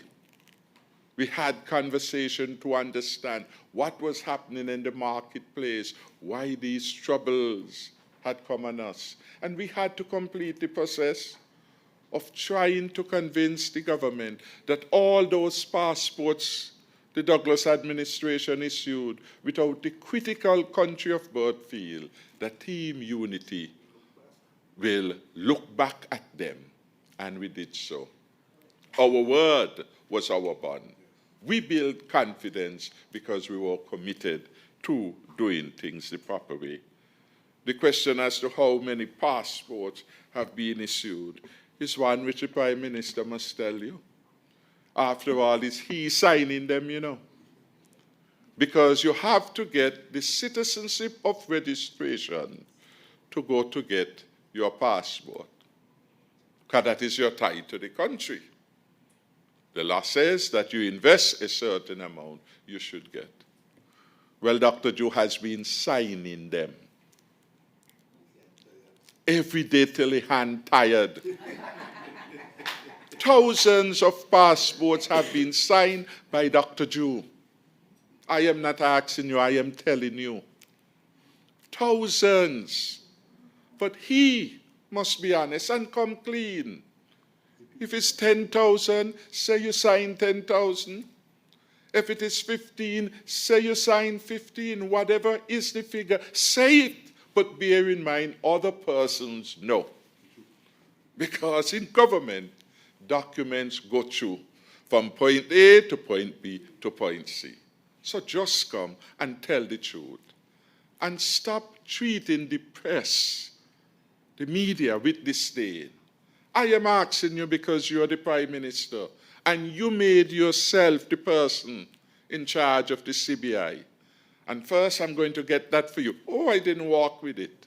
Next, go and ask somebody else. You should know. He's signing What I would say to you is that he has signed thousands of these CORs, and about 99% of them are in relation to the prison. That is why he backtracked, and he said, well, you know, we have to continue. Government is continuous when it is convenient. He wants to get the money of the CBI program to squander. And then he wants to throw abuse at other people. This is not how life works. That don't engender trust, especially in troublous times. And we have troublous times on our hand. And I wish that he will be frank and honest, not no round-the-bush story. Yes, we have. Yes, we have. He has engaged developers to do many things. Many things. In meetings here, in meetings elsewhere. But he doesn't tell the public the truth, because he's held captive by certain people. And so he has to speak, or else they'll get on the radio on him. And he wants to be popular, or appears to be. Leadership must come with principle, with a clarity of purpose, and with the public interest always overwhelmingly on your mind and in your heart. So the problems we are facing are solvable, but it needs good leadership, credible leadership, leadership that you can trust. There's a meeting now, for example, happening in the US Capitol with regard to the CBI program. Who gone to represent St. Kitts and Nevis? It's an interesting question. Who gone to represent us there? And what will they say on behalf of the people of St. Kitts and Nevis? And what will they tell us that they say? And what will other people who are there in the meeting tell us that they say? That becomes important. The proposal from the EU Commission, you're right that the EU, which is the technical arm of the European Union, has been making presentations over time with an adverse view of the functioning of the CBI programs. Again, through hard work, through delicate diplomacy, we meet with the people, and we speak to them. Sometimes they are wrong in their assumptions, so we have to correct it. But we also have to have the hard evidence to show. So when Douglas, for example, was saying, I'm not giving Iranians, then say, I don't believe you. Show me the passports. Passport have no country of birth field. So you don't know if they're Iranian, Jamaican. You don't know. No evidence. And you need evidence when you're dealing with people of substance. You can't just talk, any talk, and they would believe you. But beyond the commission, we have the council, which is a political arm. And we go through that. The AG is aware in relation to other mandates from the EU in terms of anti-money laundering, etc., where you have to go through a series, again, everything, evidence. They're asking you what is happening. Do you have AML, anti-money laundering, processes in place to minimize that and prevent that? When you say yes, you have to show the proof. When you say we passed the law, they go beyond the law now. Have there been any investigation? Have there been any conviction? They are looking for evidence. They're not like some of us. The Prime Minister likes sensation. So he goes and he makes all kind of false accusation about people. No evidence provided to you. So if this is the approach they intend to take in relation to this challenge with the EU, we will not succeed. It has to be an evidence-based paper trail to convince people. We fought it. Look the challenge we had. Our program was sanctioned. People were running scared when we came to office because the Canadian visa had been lost because of this thing from the most powerful country, because the government itself had to recall 15,000 passports because they did the wrong thing. We avoided all of those. And so I feel very pleased. Whatever negative they may say, truth be told, we led a more successful and respected CBI program. That is why we were able to attract nice $700 million in our last year in office. You can't attract that kind of money anywhere in the world unless you have credibility and trust. So that is my answer to that. It's a worrying situation, but there's a solution to it, and it needs leadership. Okay, thank you very much, Dr. Harris. I trust that those responses would have satisfied the questions raised by SKN Newsline and Sugar City FM. Now, if I can just jump on some of the questions that we have been receiving online. The first one is that there have been two very public and nationally embarrassing situations involving Ambassadors Neri Shiverton and Leon Nathan Nelson. What is your party's position on their situations and behavior? And are you satisfied how each matter was being dealt with by the present government? I will ask you, Honorable Chair Lady, to address that matter. Okay. I am guided accordingly.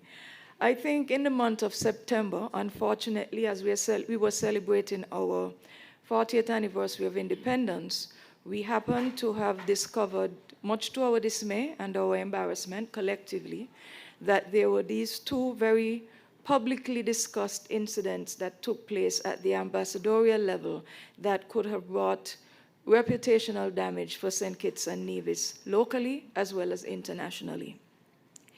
On the matter of Leon Nelson Natter, while it is true, we would agree that, like any parent, you have the right to be offended if you figure that your child has been, his or her rights have been violated or whatever the case might be. There are proper channels through which those matters should be dealt with. And the appropriate channel, in my view, and in the view of the party, is to the police. You cannot make statements that suggest that you do not trust the police or you're going to go around the police and then seek your own brand of justice. This is not the Wild West. This is not Charles Bronson. This is not vigilante justice. Okay? The other thing that was troubling is that in one of those video clips that went viral, this child, who apparently may have been at the center of the incident with Mr. Natter's son, was himself a minor, because this is a 15-year-old child. And in the universe that I live in, a 15-year-old child is a minor until they turn age 18, and it doesn't give you the right to make two wrongs into a right now, because it then meant that this child obviously has a family, and perhaps that type of intervention needed to have been looked at the same time. While an apology has been given by Mr. Natter, I found that the apology was a bit belated, and it did not properly address the issue, and it leaves a bad taste in our mouths and also for us in terms of citizens of this country, where we are selecting people to fill the role of ambassadors and forgetting what an ambassador is. An ambassador is someone who carries the flag of your country in good times and in bad, when nobody's looking and when everybody is looking. It means that you live in a fishbowl, whether you like it or not. Just like a government minister or parliamentarian lives in a fishbowl. It means that you have to be on your guard all the time to make sure you conduct yourself with decorum. Okay? You have to behave yourself in public. You have to behave yourself in private. Because at the end of the day, the country suffers from those decisions. So that is all I would say until the law takes its course on the matter with Mr. Natter's son. But I just remind us that we have to practice a certain level of emotional intelligence when we deal with conflict. And that is another attribute of an ambassador, somebody who is skilled at conflict resolution and preventing conflict in the first place. And it is rather ironic that the persons who are supposed to be in the vanguard of that type of diplomatic presence and level of importance and gravitas that the country requires in an ambassador are the persons who are betraying the very qualities that an ambassador should have. Now on to the issue of Neri Shiverton Dockery. We are yet to have the benefit of a proper explanation from the government, either from the Office of the Prime Minister or from the Office of the Minister of Foreign Affairs, who is her immediate boss, as to what transpired and what is being dealt about the matter. We have all heard rumors about meltdowns on the floor of the General Assembly Hall, which I might add is the biggest international stage in the world. St. Kitts and Nevis happens to be one member state of 193 member countries. If my information is correct, the last country to join the UN was South Sudan. It then means that you are there representing our tiny little country, although we are the smallest in the Western Hemisphere, and you have to conduct yourself well. And if the stories that we're hearing about matters to do with seating and who was in whose seat, it seems so very petty and so very silly. But at the end of the day, if this young lady had been recalled to capital, which was within the right of the government, because I think anytime you have any officer of the government going rogue overseas or purported to have gone rogue, you have the right to return that person to capital with the understanding that you are going to deal with it. From the information we have in front of us, the matter still has not been dealt with. And based on a clip that I would have watched maybe from 2 weeks ago, a question may have been posed to the Prime Minister about the way that matter has been resolved, because it then became public knowledge that the young lady had returned to New York without having had, whether it's her dressing down, her talking to, or her allowance to hear her side of what has happened. That did not happen. But nevertheless, a diplomatic note had been sent to the UN indicating that in the interim, she was not allowed to represent the country, and that a pro tem or temporary charge d'affaires titular role had been given to one of the officers in the mission, in the person of Ghislaine Williams, if I'm not mistaken, who is a seasoned diplomatic staffer at the New York mission. So Dr. Drew's position, when he answered the question, if I recall correctly, is that he danced a jig around it in terms of what was done, and basically said, oh, well, everybody's entitled to due process. That is correct, based on the rules of the civil service that are enshrined in the standing orders number 9 to 11, I think of 2011. Yes, she and everyone else are entitled to due process. But then you have to appear to show leadership at the same time. You cannot abdicate your responsibility as a Minister of Foreign Affairs or as a Prime Minister when it comes to an issue of impropriety, when it comes to a diplomat, especially a diplomat who, it is reported, had such a public display of a lack of decorum, lack of respect, insubordination. A whole host of other descriptives have been used in social media to describe the situation. I wasn't present, but then the hearing that she was being returned to capital to have should have cleared up all of these matters. In the interim, the public, the citizens and residents of this country have a right to know how this matter is being dealt with, and that we can make a determination if it has been resolved to satisfaction. Because at the end of the day, what is also happening, which some persons may have the right to query, is what is the nature of the relationship between the officer and the Minister of Foreign Affairs? That is the million-dollar question. Is it the first time that there has been an incident? That is another question. And in the previous episodes, if they occurred in the past, what has been done? That is another question. But it stands to reason that Dr. Drew, as Prime Minister, needs to deal with this head on and take the bull by the horns, because he has, in the middle of this whole situation, your UN ambassador and your Minister of Foreign Affairs, who happens to be a former Prime Minister, who knows full well what is expected of a UN ambassador. So that is our position on the matter, and I will leave it there. The public and the People's Labour Party await a satisfactory explanation, airing of the matter, and a proper decision on the way forward that is commensurate to the truth behind what really happened. That is my answer. Okay, there was one other question. There were several other questions that came in that overlapped with questions raised by the PLP, by the Sugar City FM, sorry, and also SKN Newsline. So, and they had to do with the CBI as well, so I won't repeat those.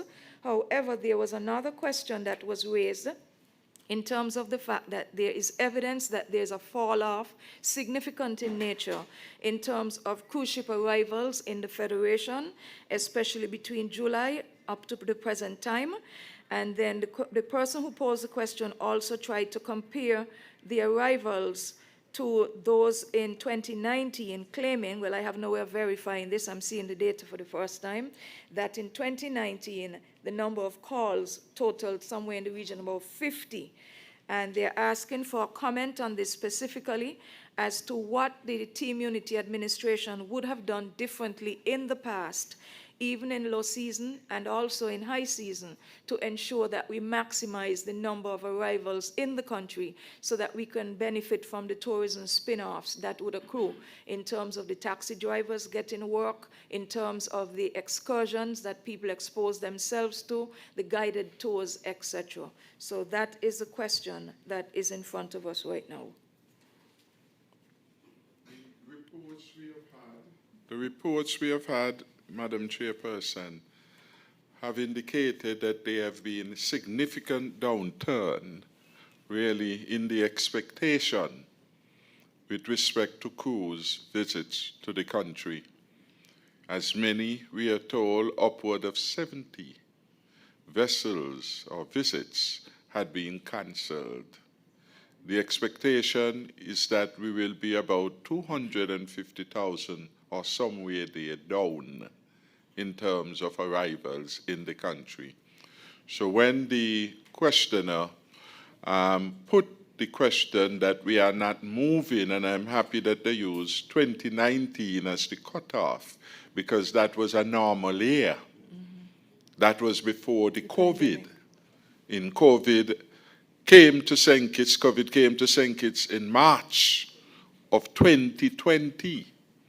And for the whole rest of the year, the country was in lockdown, as was most of the world in 2021. So if we want to look realistically at the change, we want how much progress we have made, how much we have recovered where we are. We compare 2019 to 2023 and 2020, the season that is coming. And both of them are very substantially away from the 1 million plus cruise passengers that we had 2 years in a row on the Team Unity. A lot of work, a lot of investment, a lot of collaboration between the Ministry of Tourism and Minister Patrice Liebert, going out, doing marketing the designation, meeting the captains of industry in the sector, and bringing results in the end to the country. The cruise spare that they say was spoiled has been a savior for the revival of the cruise industry, because we stand alone as one of the few destinations that could handle about 4 ships. Top of the line, world class, huge ships there. Again, it speaks to the vision of the government that I led. And I want to publicly commend Ambassador Ian Liebert for the work he did with respect to that pair. You know, when he had started that, we had so much drama. One activist had threatened to take us to court because his client was not a judge, the fit and proper person to execute that particular project. Thank God for vision. Not everyone sees it in the beginning, but some come to believe in it, having seen it in action. So we did all that we can to build and develop the relationship with the critical stakeholders, somewhat akin to what we had to do with the CBI program, because they are very vulnerable to change in moods and attitude, to put it that way. And so you have to know the market, you have to know the players, and you have to ensure that you are evolving in the development. And we certainly evolve in terms of our cruise ship accommodation, in terms of our offerings. And I'm happy that the record that we have set is still a brilliant one. 2 years in a row, we were designated as marquee port, and we brought substantial benefits to the country. It is critical, and again, because I love my country so much, I really do want the best, because too many people are suffering. And not only are we seeing challenges in the recovery of the cruise, or sustaining the recovery, the stay over has not yet got where we would like it to be. And I would urge that greater efforts be put in, that the money be spent wisely, and people who are there, especially people, to use a phrase popularized here, who just come, think that they know it all. You have to go to experienced people who were there before to learn the ropes. And you can be a quick learner, and we would wish that for our people. But don't arrogate unto yourself that you know it. Somebody just carry you up to New York, introduce you, and you're coming back and you say, I've worked so hard, I've got them coming. That's not your work. Not your work. And when you say these things, people begin to understand. You really do not know how the cruise industry is managed. The time frame it takes to get the cruise to, as it were, lock you in to the destination. And we need the ministry to be a better partner with all the stakeholders in the country involved in this.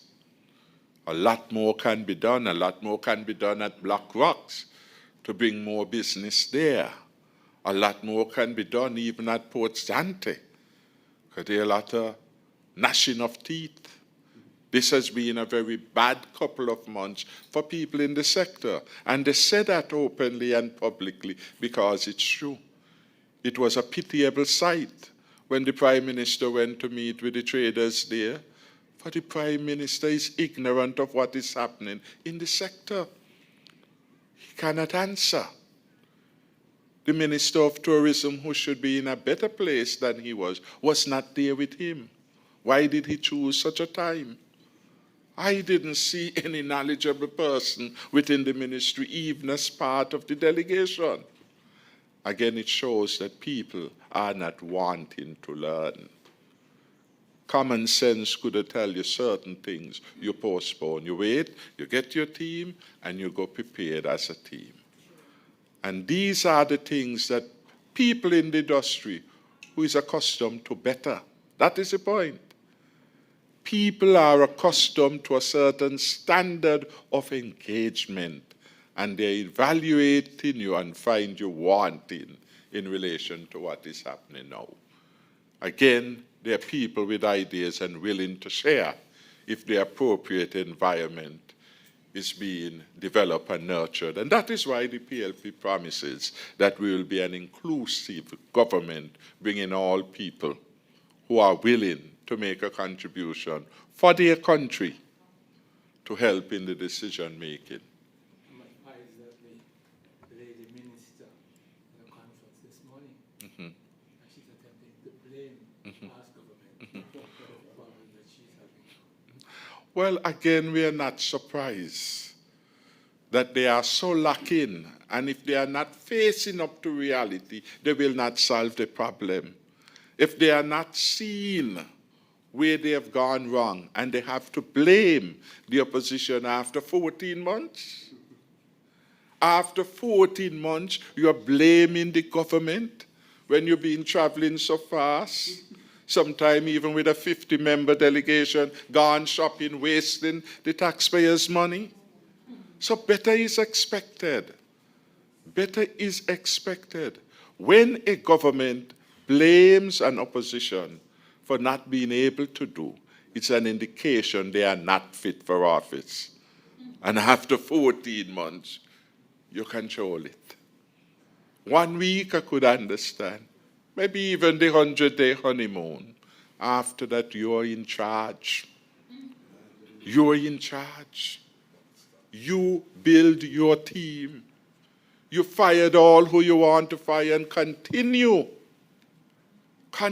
to victimize people because you say you have your team and now you can't produce the results. How many advisors you have in that ministry?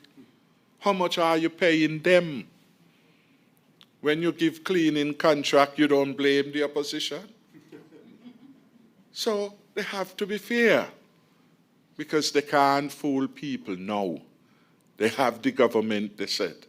They said they will do better. They said they had the solutions. We are finding out that they were telling untruth. They knew nothing then, and they have not advanced themselves substantially. That is why they are blaming matters. Do the work that you are being paid for. Okay, thank you, Dr. Harris. The final question that I have in front of me is one of two questions that would have been sent in by Von Radio out of Nevis. The first one was already asked and answered by virtue of the identical nature of the ones from Glenville Bath and from the rep for Sugar City FM, so I won't repeat that. And that has to do with the CBI program.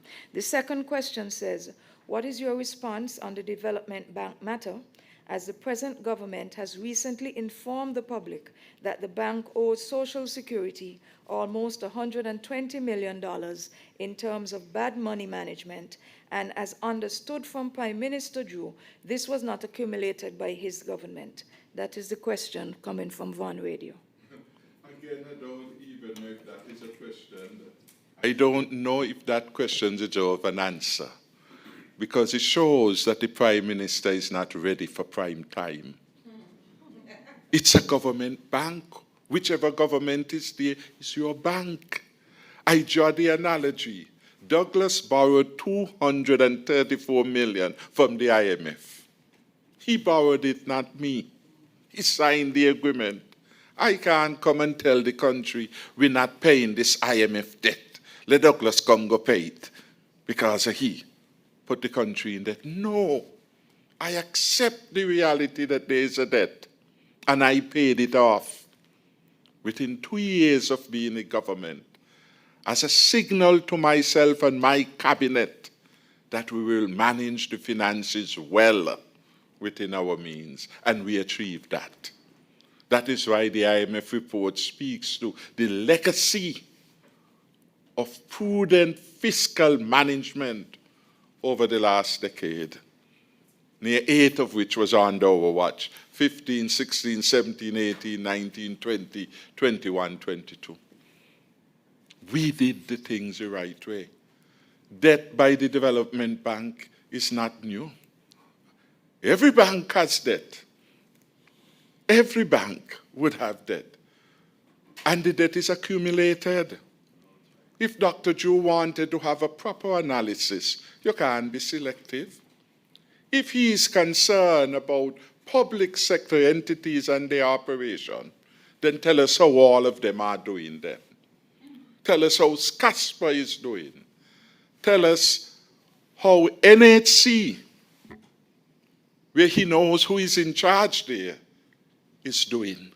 Tell us, so we could have a comparative analysis that perhaps makes sense.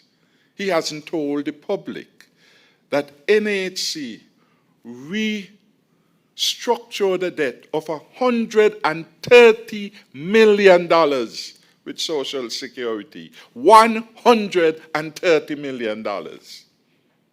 He doesn't care, he doesn't understand. But he thinks there is some politics with Development Bank. So let me say the Development Bank had borrowed 120. But what the Development Bank borrowed it to do? To give the students to go abroad to study and give them an extended period over which to repay the debt. When I went to study, for example, I borrowed from the Development Bank. I am the son of a poor family in St. Kitts and Nevis, a father from Cotton Ground, Nevis, and a mother from Tabernacle. Had nobody to stand up to me. well, for me, as we'd call it, surety, went to the bank and got a loan. My brother wasn't there yet, for the record. And that's where I went. And countless thousands, in fact, the Development Bank has the track record, has been the largest supplier of student loans in this country. More than 95% of every student who went away on loan is the Development Bank they went to. Some of them, they're gone, they're not coming back, they're not paying. But it's part of the investment in human capital. And if we were more developed as a country, the Development Bank financing would have come not from deposits. That isn't where it comes. Dr. Ju doesn't understand what he's talking about. So when Dr. Ju talk about, he didn't say certainty because he didn't want to run. What are they going to run to the bank for? To carry back what they owe the bank? They have no deposit there. So there can't be no run on the bank in the way you run and bank commerce, you go and you ask for your deposit. It's you or the bank. You are to bring your money to the bank. We advise the bank as a government, in keeping with the general policy of the central bank, to give the people who owe it during COVID a chance and easement. For 2 years, COVID went on, so people weren't paying. We determine as a government, and I stand by it and defend it. I went to the central bank and argued as our representative that people who owe the bank, if the central bank and the monetary authority was interested in helping us to recover, you can't expect those people laid off from Marriott to be able to pay. The industrial side closed on where they will pay. And so rather than treat them as bad debt, give a special dispensation that allowed the bank to go easy on these people. The bank came up, I think, with 6 months. We went back for another. It extended and it keep extending. And then the last batch I went and I argued. And they said, well, they wouldn't do it the same way we did it before. They have to kind of begin to ease back. But they will do it for the people in St. Vincent and the Grenadines who had the volcanic eruption, because that was a special case. So you will be not surprised that the bank borrows. The bank is not getting from its customers. So how it will pay unless the government give you a grant? That is how development bank works. Development banks were introduced in our neck of the wood to bring people in to the financial system who otherwise would not have been able to. I, as a student, would not have gotten a loan from Royal Bank. My family was too poor. Thank God for the Development Bank and thousands of others. And I wish some of the students were like me, a good payer. Because, oh no man, nothing but love, but it's hard in practice. But that is what the scriptures say. Oh, no man, nothing but love. I got it right? And so that is the challenge. People owe the bank and they haven't paid. But the bank, when we left, had $10 million available to it. Financial records which show that. So when Dr. Ju goes and he tells these lies, as if they are not people in the bank who know what was, it's stupidness. Putting it bluntly, it has always been the government responsibility. When it started, they used to get some support from the CDB. The CDB has its own challenges. That is why, for example, we can't easily get money from the CDB to do geothermal and all these things we've been talking about for years, thy kingdom come. But the bank ain't that sufficiently resourced. Where does it get the bulk of its money? From donors, China, different members. Well, there are non-members contributing to it. And then it unlends at a rate that allows it to cover its operations. So there is no issue with the bank about which we are to be concerned. The bank has always been an instrument of socioeconomic engagement. Fisher folks go there, get what they can, go to Royal Bank and get. That is how it always had been. The poor man, some of them have no bank record. Those who are ostracized, who the bank will not take their record, they could go to the bank with a good plan and get help, because we are about a redemptive society, rehabilitating, giving people a second chance, a new opportunity to live up as responsible citizens. That is the role our development bank plays. And our development bank has the record of lending more in terms of mortgage financing than any other bank in St. Kitts and Nevis, in terms of the number of beneficiaries.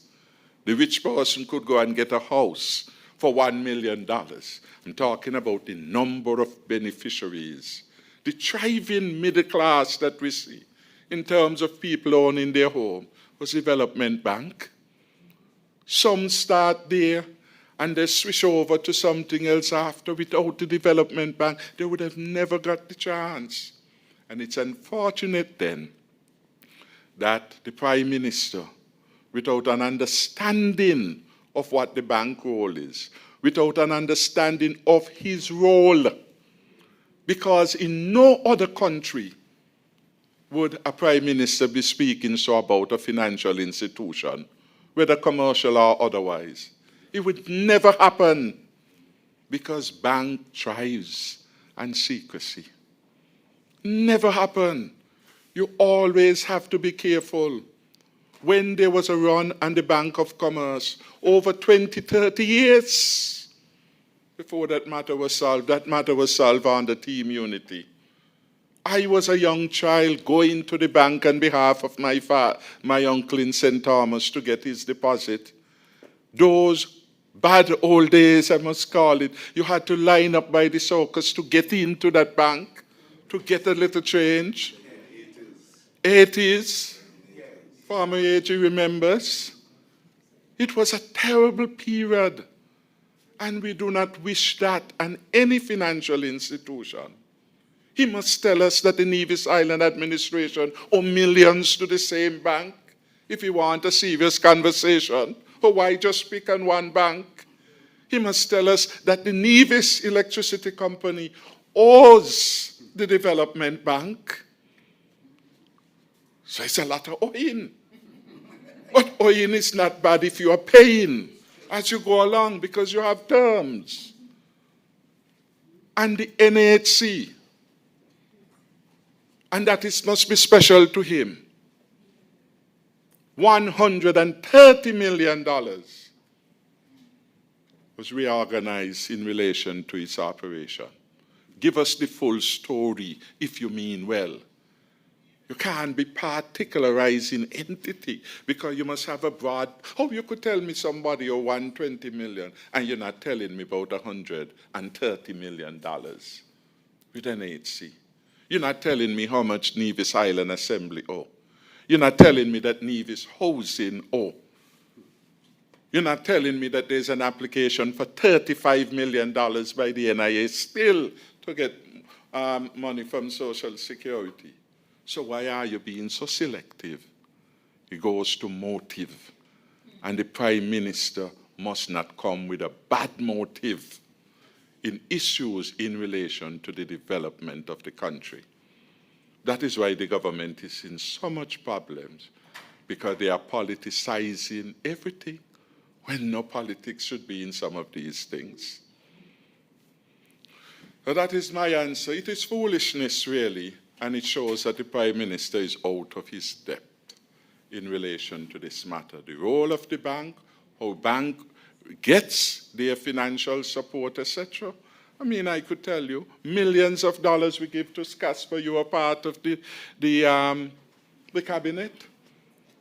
For Casper to operate, Casper was going to shut down. And my cabinet authorized millions of dollars, because with no ships and the thing closed, it couldn't operate. We saved the day. Do you hear me coming out and say, boys, Casper would have shut down tomorrow morning, but we get some millions of dollars. Same with solid waste. Millions of dollars the cabinet put to keep it afloat because Casper owed solid waste millions of dollars and did not or could not pay. And solid waste had problems to pay its workers. To resolve that, I took to the cabinet a recommendation or supported one for Minister Hamilton for the government that had built up hundreds of millions of bank deposits to make it available to them. Politics wasn't in that. Doing what was necessary for the country.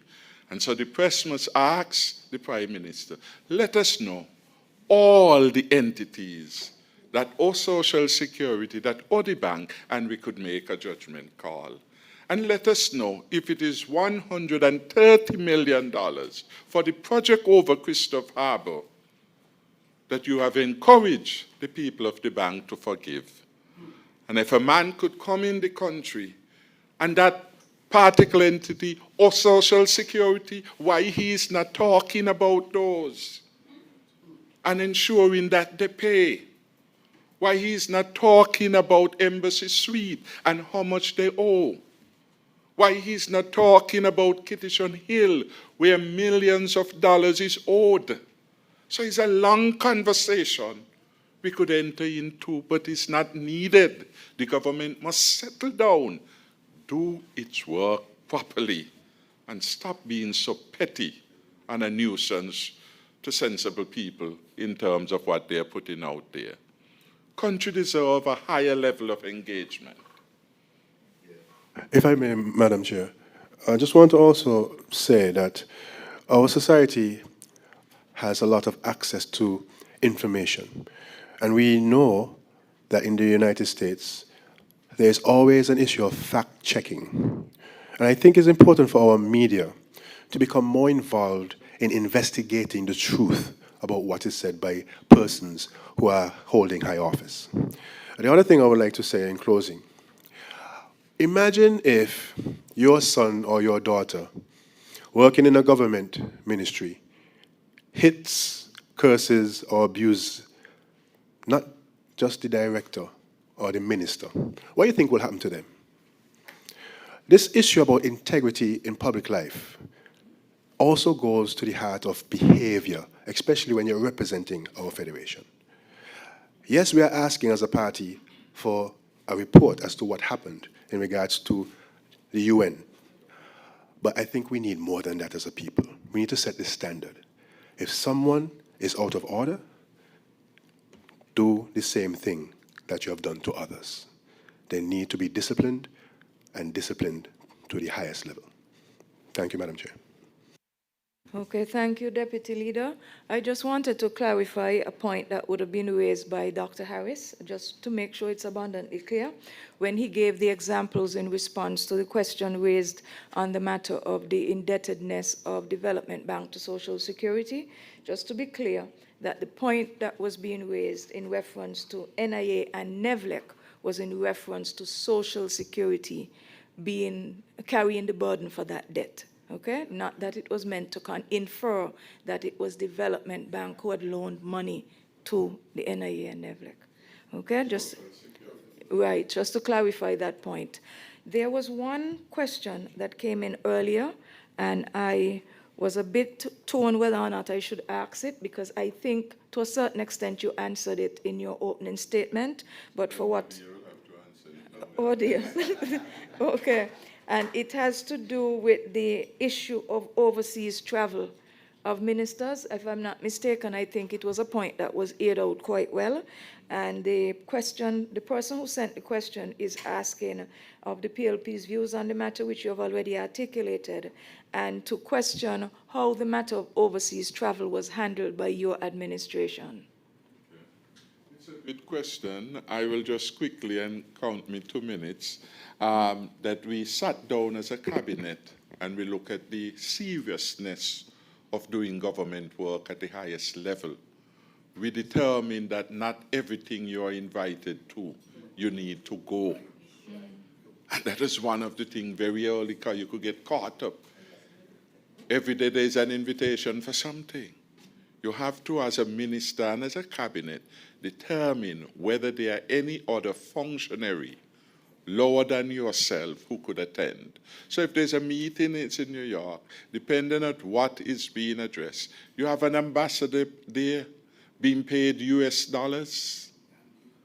It's an expensive undertaking to keep our embassy there. They are being paid significant sums. They are given a free house, cars, driver, all of that. In other words, we are spending a lot of money. So do we need to take persons up from capital and send them there, or we get the ministry, if it's a matter, for example, of sustainable development, provide the briefing paper, the notes, with what the country's position is, and let your ambassador advance those. So you have to determine when you are going to engage. And in getting engaged, you also had to be conscious what is happening in the country. In other words, this is still our priority. And you should only move to go overseas when there's nothing more important that would detain you here. So I would not, as Prime Minister, allow a minister to leave the country and people can't get water. You have to stay in the country and supervise that. Unless where you are going will bring a solution to this problem. But the way our system works, it needs leadership to guide the process. Leadership, the technical people propose. The government, the politicians, make determination of the options that are available to you. And we also had this written rule that we must ensure that only X number of ministers were out at the same time. I could not run a government with 5, 6 ministers all out, Taiwan and bike, some somewhere else looking at marijuana. That's crazy. Who is running the country? And many times people are asking these questions. Who is here? Who is in charge? Who do you go to? Can't run a government like that. And important events, when I say important, both in the cabinet life and in the parliamentary life. The government has a responsibility to ensure that parliament functions. Parliament has to be quorum. You have to have X number of persons for the parliament to be quorum. Can't recall if it's 7. Therefore, we had this determination and agreement that X number, we must always be able to convene the parliament. Because yes, you could say they have 2, they got 4, they got 5 on that side, but they may not turn up. They're under no obligation. Is you, the government, convening the parliament by saying to the speaker, I have my bills, I want them heard. You must ensure that you have a quorum. And that is why sometimes you see the parliament starting late, and they wouldn't even apologize for the lateness, because over there, they don't have the quorum to convene. And if you wanted to, you just walk out the room. Let them, because the government, have a quorum. You have to discipline yourself. Somehow they have a fascination in going away, whether it is the per diem, the expensive hotel, you know, the shopping that they will do, whatever the reason, I don't know. The first class trip, the miles, what is the attraction? But as soon as they come, next week they're gone again. And people are questioning it. People are questioning why they come into their country. The last time the Prime Minister went to St. Vincent, the Prime Minister of St. Vincent not in the island, and he gone on an official visit, we are told there, and his counterpart not in the island. He away doing serious business. And our Prime Minister gone still. Something not right. So each cabinet has to set its rule. I gave some examples to try to explain how we come up with what we determine was a practical and reasonable response to management of the country. You must have, if there's an emergency, how will you keep a cabinet with 2, 3 persons? You have to contain that because we don't know what will happen. When COVID-19 came, nobody knew the day it will come. So you have to manage with that in mind. Whether it's inexperience, vagabondry, I don't know. But we don't seem to have any policy in place. So it's a good question that the media may want to put at the next Prime Minister's briefing. So we could understand. Thank you very much, Dr. Harris. There's one final question we would allow before we have to do our wrap-up for this evening, and that question is coming from Glenville Bart.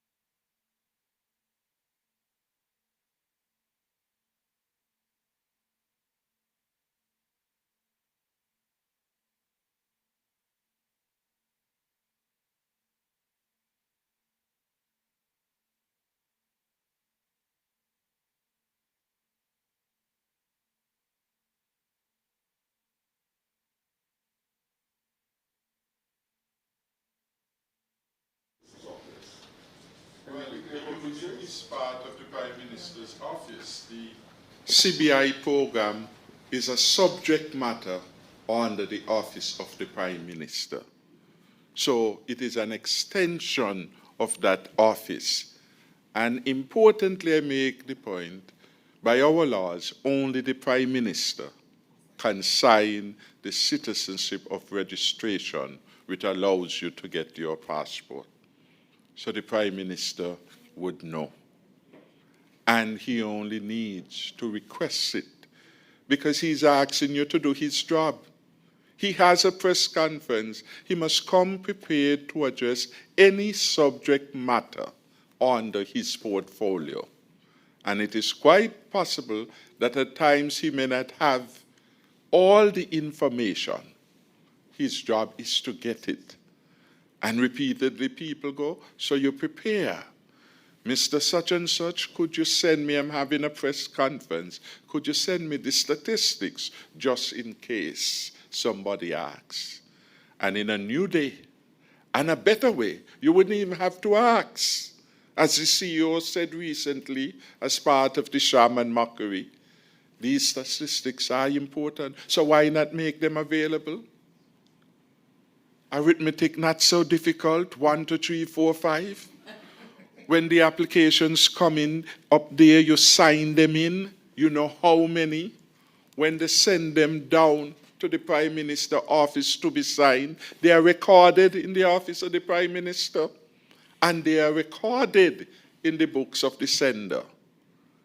Prime Minister is attempting to be too smart, and is outsmarting himself because you are not being fooled. Why is he wasting the media time to say, go and ask the CBI, which you should know?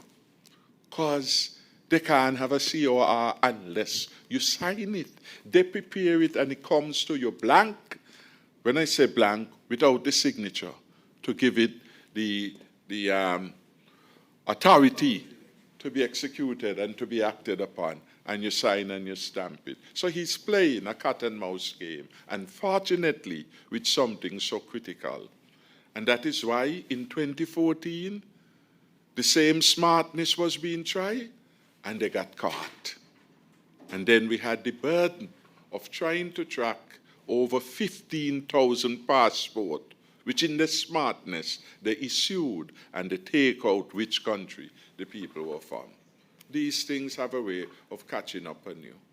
So he must come prepared, and you all must say that to him. Prime Minister, you are the minister responsible for the citizenship program. You must come with the information because we've been asking you so repeatedly. And one of the things I used to do, sometimes they criticize, I call the head of departments that I think were critical. Because, for example, in a policing matter, certain matters, they are sensitive, they are criminal investigation, and I have to be careful not to interfere in the process. So I would bring Mr. Brandy, he will know the length at which to go. Once I call him, he's a professional, he knows what he can say without interfering the investigation. So let him speak on that. My job is to make sure they are doing their work properly. So that's what I could say.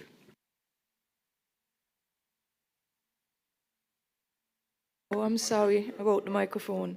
Yes, we are going to wrap up now. We've had a rather engaging exchange with the media once again, and we thank you for joining us here this evening for the October press conference of the People's Labour Party. We look forward to meeting with you and interfacing with you on matters of national interest, burning issues, matters that have to do with the development of our country, the plight of citizens and residents in crisis, and what our plans and programs are going forward in terms of bringing relief and a voice to persons who are voiceless and who are vulnerable, as is outlined in the mandate of the People's Labour Party.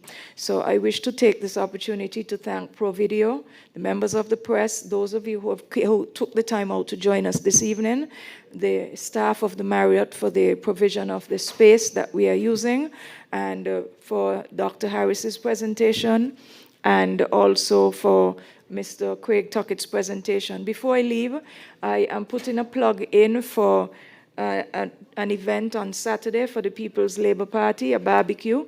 I'm not quite on Boreas Strip, starting at 12 noon. So please, and the food finish. Okay, so we encourage you to support that event and support those persons from the Constituency 7 People's Labour Party group. Thank you very much. Have a safe journey home. And let me thank, of course, our former AG for gracing us with his presence, and Ambassador Powell, we really thank you, and all the other high officials. I want to thank Dr. Welcome, and all of you who have come from Bastille, from around the country to witness live. This is an example of democracy at work. So thank you very much.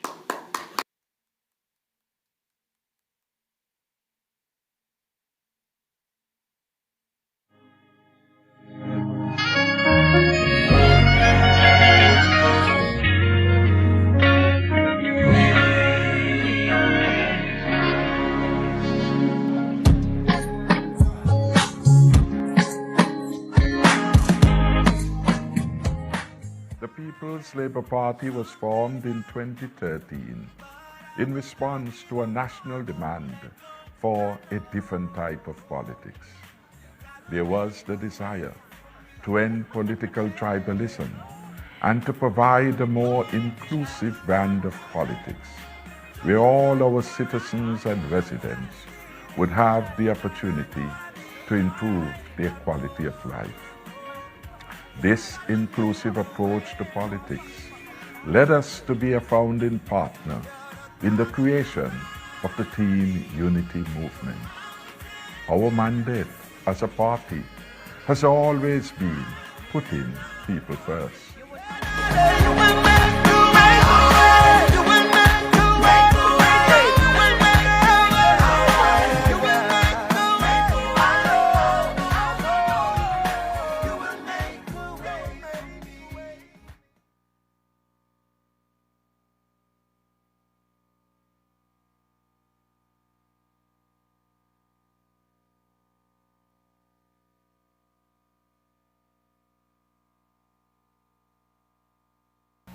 We believe that the road to prosperity means money in your pockets to save, to spend, or to invest.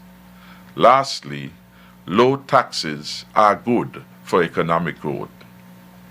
Therefore, effective April 7, 2015, VAT on all food in St. Kitts and Nevis will end. Not only will this ease the tax burden on families in our federation, it will stimulate economic activity, which will create employment opportunities for many.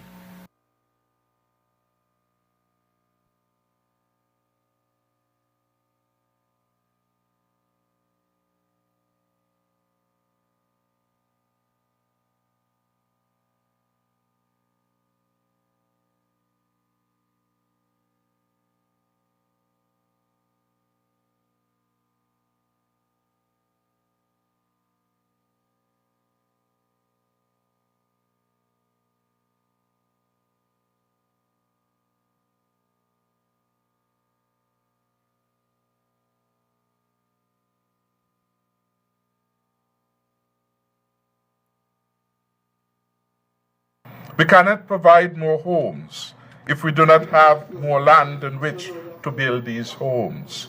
Labor's high IMF debt meant that land was poofed away, land which should have gone to our citizens instead. Your team unity government is working to reverse this terrible mistake. This year, for example, we redeem another 200 acres of land from Labor's land for debt swap. This now brings to 400 acres the quantity of lands redeemed for ordinary people at a cost of EC $200 million.